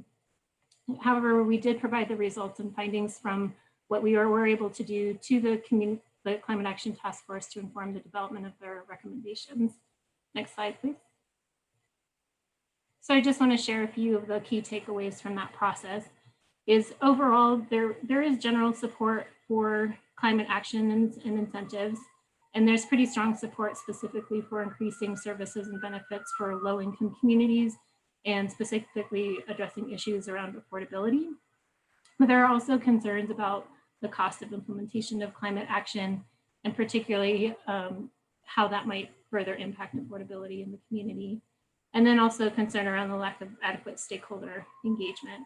And the limitations that we faced was the fast timeline to turn things around. Obviously the impacts from COVID, as I mentioned, the format of the questionnaire that went out kind of set up a challenge where people couldn't actually select an option where they didn't like any of the options that were being presented. And then I think largely because of COVID and the impact to community engagement, we had pretty limited representation in the community engagement process. So we know that there are a lot of voices and perspectives that weren't heard that need to be taken into consideration. Next slide, please. So now I'm going to get into the topic area recommendations and just making a quick request to keep questions, if at all possible, to clarifying questions as I go through these recommendations so that we can get through all of them tonight, and there'll be some time at the end for more in-depth questions and discussion. So the first topic area is building energy use. And I know this is kind of a lot to digest, this slide here, but based on the most recent greenhouse gas inventory, which was just recently completed, and we'll be bringing that information to council in the coming months, building energy use, it accounts for about 80% of our greenhouse gas emissions. If we're only looking at the load share portion of Longmont's electricity from Platte River Power Authority. So this is, if you remember back at the retreat, we talked about the greenhouse gas emissions based on looking at both the load share, which is just the power that's provided to Longmont, versus including the equity share as well, which is the total generation of Platte River Power Authority. So we did in the greenhouse gas inventory, we have both sets of that information. And so these two graphs are showing that side by side. So building energy use without the additional equity share emissions. And then the graph on the right is with the additional equity share emissions. Next slide. So the first strategy in this topic area is improving building codes. And Longmont already adopts and implements the most recent version of the International Energy Codes. The next cycle will be in 2021. It's anticipated to increase energy efficiency by about 10%. And this recommendation is focusing on adopting additional dependencies for solar and EV readiness, Energy Star appliances, and options for electric heaters and water heaters. So this would help reduce emissions as well as increase home comfort. But there is also some potential impact on the affordability of housing, and we would want to make sure to analyze that further and take that into consideration as well. Next slide. So this is looking at creating a committee to oversee the development of a phased action plan for transitioning to full electrification. The timeline would be looking at getting a plan finished by November 2021, and then doing community engagement after that, and then bringing a plan to council for approval sometime in early 2022, and then doing ongoing monitoring and evaluation from there. This would also reduce emissions and have the potential to increase home health. And at the same time, there is also that similar concern around how it might impact affordable housing and the need to make sure that we're focusing on maintaining affordability.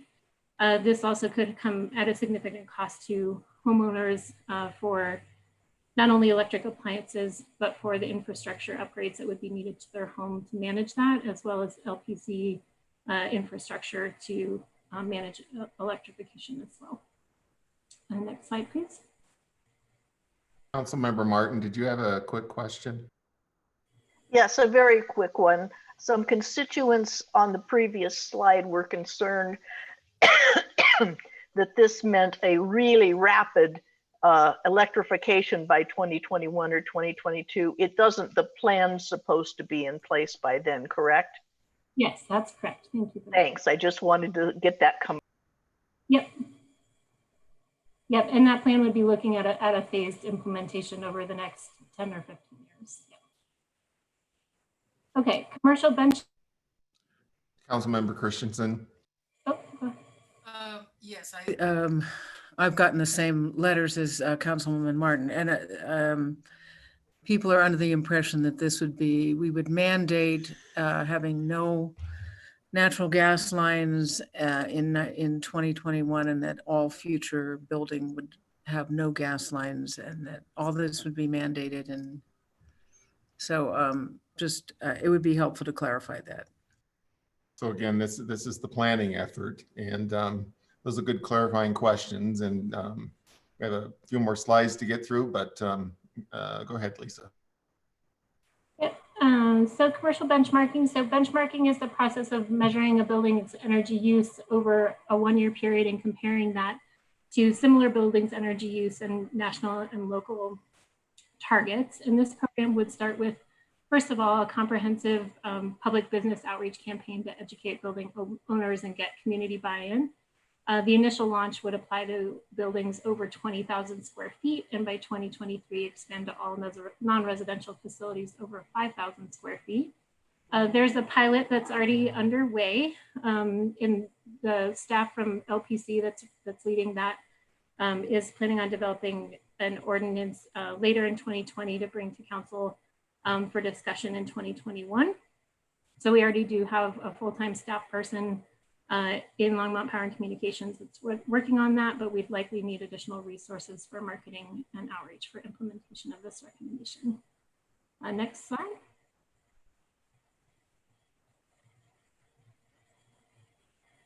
Commercial energy efficiency. So this is an existing strategy within the sustainability plan, but focusing on expanding rebates and participation from a broader range of businesses, and expanding the existing target of 1% energy savings to 2% energy savings across all commercial building stock by 2025. This would also likely require additional staff and resources to meet that target. Next slide. So similar to the previous recommendation, but this is the focus on expanding rebates and participation in the Residential Efficiency Works program from about 100 homes that we serve currently per year to 400 homes per year by 2030, as well as the introduction of a home energy report, which would inform customers of their energy use and tips for energy and utility bill savings.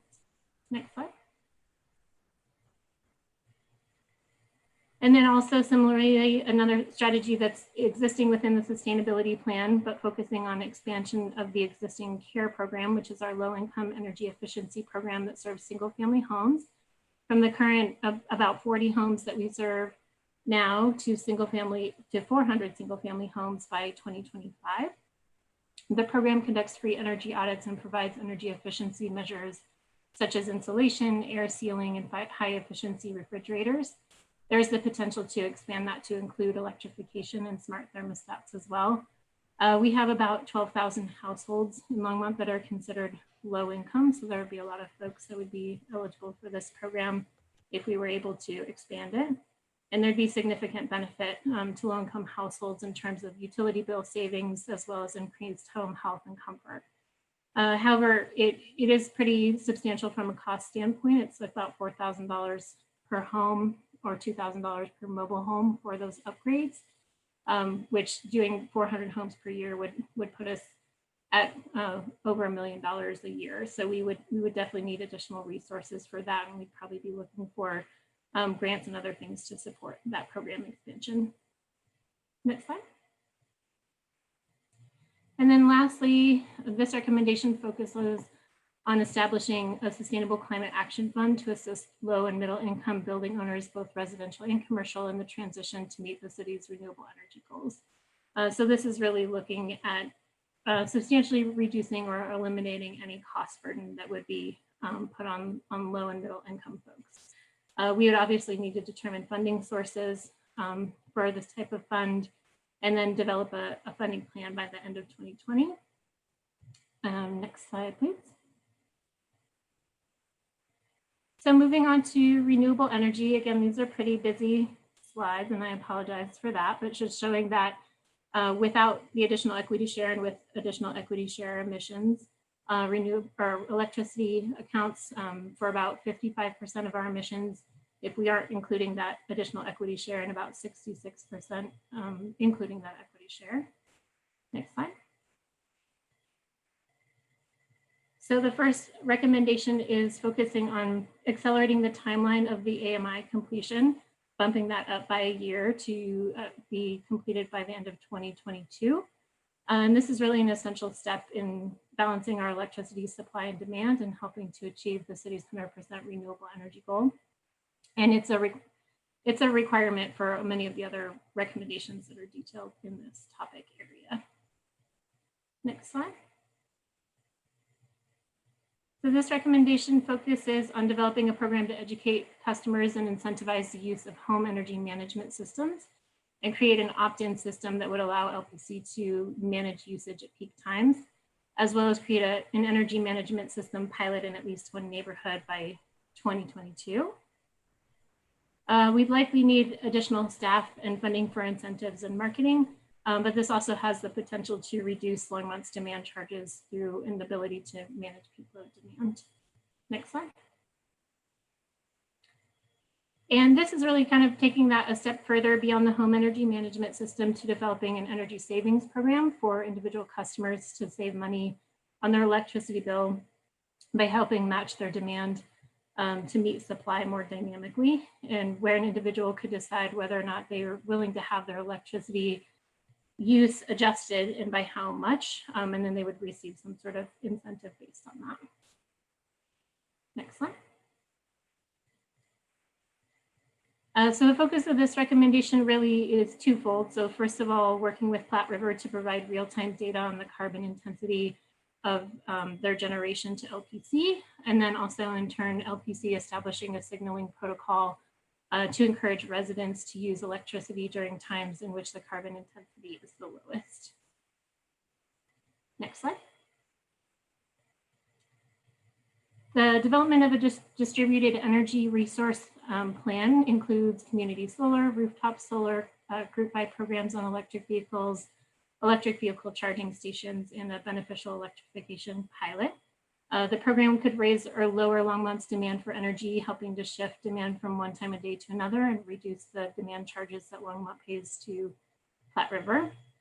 It's focusing on creating a 5-year pilot program and 10-year development plan to help Longmont and PRPA achieve the goal of 100% renewable energy by 2030. And by the end of 2025, have the city running 3 to 5 pilot programs and evaluate their ability to yield those demand swings. There's a lot of opportunities for workforce development in particular in this recommendation. Next slide, please. So moving on to transportation. So transportation accounts for about 19% of our greenhouse gas emissions without that equity share component, and about 15% if you include that. And I just want to note here that if any of you that have followed this as closely as we do, Notice that this is actually down from about 30% from the 2016 inventory that we did. I would love to say that that just means that our transportation emissions are down close to 10%. However, it's that number change, which is pretty substantial, is actually just due to a change in the way that DIA, the methodology that they use to calculate their emissions, and our subsequent proportion of those emissions based on population. So that change in methodology alone had a pretty substantial impact on our inventory, and just goes to show that this process is an ever-changing process that we're always looking to find new, more accurate ways of calculating this data. Next slide, please. So the first recommendation is looking at a checkpoint or flexible bus service, which is a type of service that's a hybrid between a fixed route service like the 300 series of the local RTD routes and a subscription or call ahead service like Via or FlexRide. And it's a way to accomplish more coverage and availability of transit and allow vehicles to be more flexible in their routing, providing better services to those who may need that additional flexibility. So this is a micromobility model that increases the total service area in a more responsive and user-friendly format than just providing fixed routes with an overlay of FlexRide or Conride services. And the target is looking at in the next year to develop a plan with RTD or one of its contractors to establish a low-cost test program for a checkpoint bus service line in Longmont. And the measure of success would be achieving a cost per rider that would be lower than the current FlexRide service that's available throughout Longmont. And the goal would be to transition the current FlexRide service to a checkpoint service that has more reliability and coverage. But a traditional fixed route bus service would still continue to serve as the backbone for the public transit system. Next slide, please. So this recommendation focuses on incorporating more electric vehicle charging spaces in high density areas such as downtown Longmont. This would help create greater visibility and encourage more people to adopt electric vehicles. And the goal is to install 20 level 2 chargers by 2030 in 5 downtown working areas, depending on feasibility of locations. And just as a side note, internally, we've identified a 2021 CIP to fund 5 level 2 charging stations in 2022 and 5 more in 2023. And LPC has also requested some funding for 2021 for public charging stations and associated activities as well. Next slide. Connected bikeways. So this is developing a highly interconnected, complete and safe bikeway system to encourage the increased use of bike transportation. It would help connect major nodes within the community like bus stops, grocery stores, and primary community services. It would decrease reliance on single occupancy vehicles and increase biker safety. It does come with a pretty substantial cost. The initial estimates are between 10 and 20 million over the next 10 years. And we'd be looking at about 10 years to complete the majority of the system and about 20 years for a full completion of an interconnected bikeway system. Next slide. And the last recommendation in this area is looking at alternative work schedules. So developing a program that educates employers and employees about ways to reduce congestion through alternative work schedules, which would help reduce stress, greenhouse gas emissions, and air pollution. It'd be voluntary for employers and provide a menu of options to reduce single occupancy vehicles during high commute periods. The goal would be to reduce peak period employee trips by 20% within 10 years. And the time frame would be to begin an education campaign within 2 years with the target of that 20% reduction of local peak hour vehicle miles traveled within 10 years of beginning the education program. So this is particularly relevant given our current situation with COVID and would potentially require some additional staff and resources to implement. Next slide. So that wraps it up for the topic areas that we wanted to cover this evening. Next slide, please. So just the next steps, just again, we'll be back next week to review the recommendations and the adaptation and resilience, education and outreach, and land use and waste management topic areas, as well as the Just Transition Plan Committee equity recommendations. And we'll get into a discussion about how council wants to move forward now that the report is completed. And then later in July, we'll be taking the recommendations to advisory boards for review and comment. And then we'll bring those back to council for further discussion. And we will want some additional direction from you next week on what information feedback specifically you'll be looking for from those boards. Next slide. So with that, I'll open it up for additional questions or discussion. All right, everybody, it's 10:45. Do we have any questions or discussions based on what we've heard? Councilmember Martin. Thank you, Mayor Bagley. I will make this quick. Lisa, this is a potential contradiction between two of the recommendations that I apologize for not noticing. A distributed energy resource list, a level 3 charging station is a distributed energy resource, whereas a level 2 charging station is not so much. And I wonder if the schedule for putting in level 2 charging stations is going to have us oversupplied if we also put in a level 3 station as a DER. So I don't even expect you to answer that tonight. I just want it to be on the radar. Although if you have an answer, I'm completely willing to hear it. I don't have an answer for you tonight, but thank you for putting on that on the radar, and I'll discuss that more with staff. All right. Well, thank you very much, Lisa. We appreciate it. This is we did decide this is an emergency and you're taking it seriously, and we thank you and the citizens that were selected to serve. So thank you very much. Keep up the good work. All righty. Thank you all for your time. We'll see you next week. All right. Thank you. All right. Let's move on to final call. Public invited to be heard. Let's take 2 minutes of silence to see who calls in.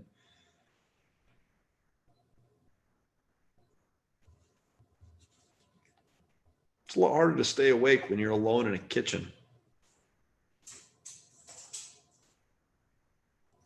And I wasn't talking about me. I was talking about you, Susie. No, just kidding.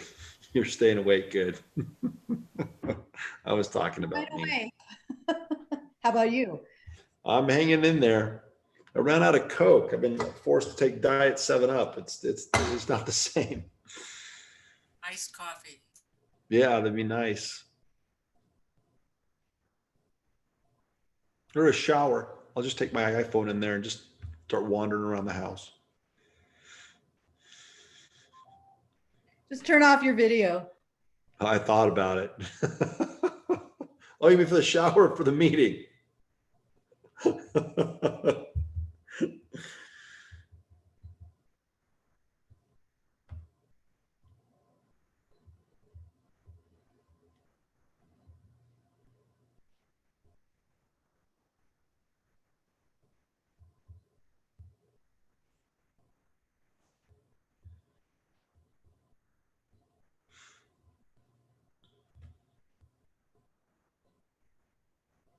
All right, let's go ahead, and we won't conclude public invited to be heard, but let's go ahead and move on to mayor and council comments. And if somebody calls in by the time we're done, we'll go ahead and hear them. Councilmember Christensen. I just want to say, go get your medicine down at the Chinese medicine place, and go get your haircut at Elite Barber Shop. It's the oldest business in Longmont, and they'll cut your hair pretty short. Take care. Bonnie Finley would be proud, Councilmember Christensen. All right, anybody else? All right, looks like we're going to get out of here on time. Harold, do you have anything to say? I'm sorry, take that back. Councilmember Martin, I assume she's not waving goodbye. You would like to say something. No, I would like to say something. First of all, we do have someone calling in for final call public invited to be heard. And so I wanted to point that out, but I just wanted to thank Lisa, and in particular our two speakers, Ali Franchin and Peter Wood. They have been terribly eloquent. They were tremendous contributors to the task force, and I'm just completely inspired by them. So I just wanted to get that out there. Thank you, Marcia. Anybody else? All right, let's go to that. Let's go ahead and close first, or let's close the queue, but let's go ahead and hear from this citizen. Mayor, it does look like they hung up. I no longer see him in the waiting line. Well, whoever it was, we thank you. And let's go ahead. And Harold, do you have anything? No comments, Mayor, Council. Eugene, how about you? Still here, Mayor. No comments. Okay, appreciate it. Do we have a motion to adjourn? I'll move adjournment. Second. All right, it's been moved by Dr. Waters and seconded by Councilmember Christensen. All in favor of adjourning, say aye. Aye. Aye. Opposed, say nay. All right, we are done. That's unanimous. All right, looks like we'll see each other next week. All right, and I'll call you, Dr. Waters, to schedule a ride, and I've got a few other things to talk about with the rest of you, so I'll talk to you this week. All right, later, guys. Bye. And it's not 11 yet. I know. I'm tired but happy. All right, later, guys.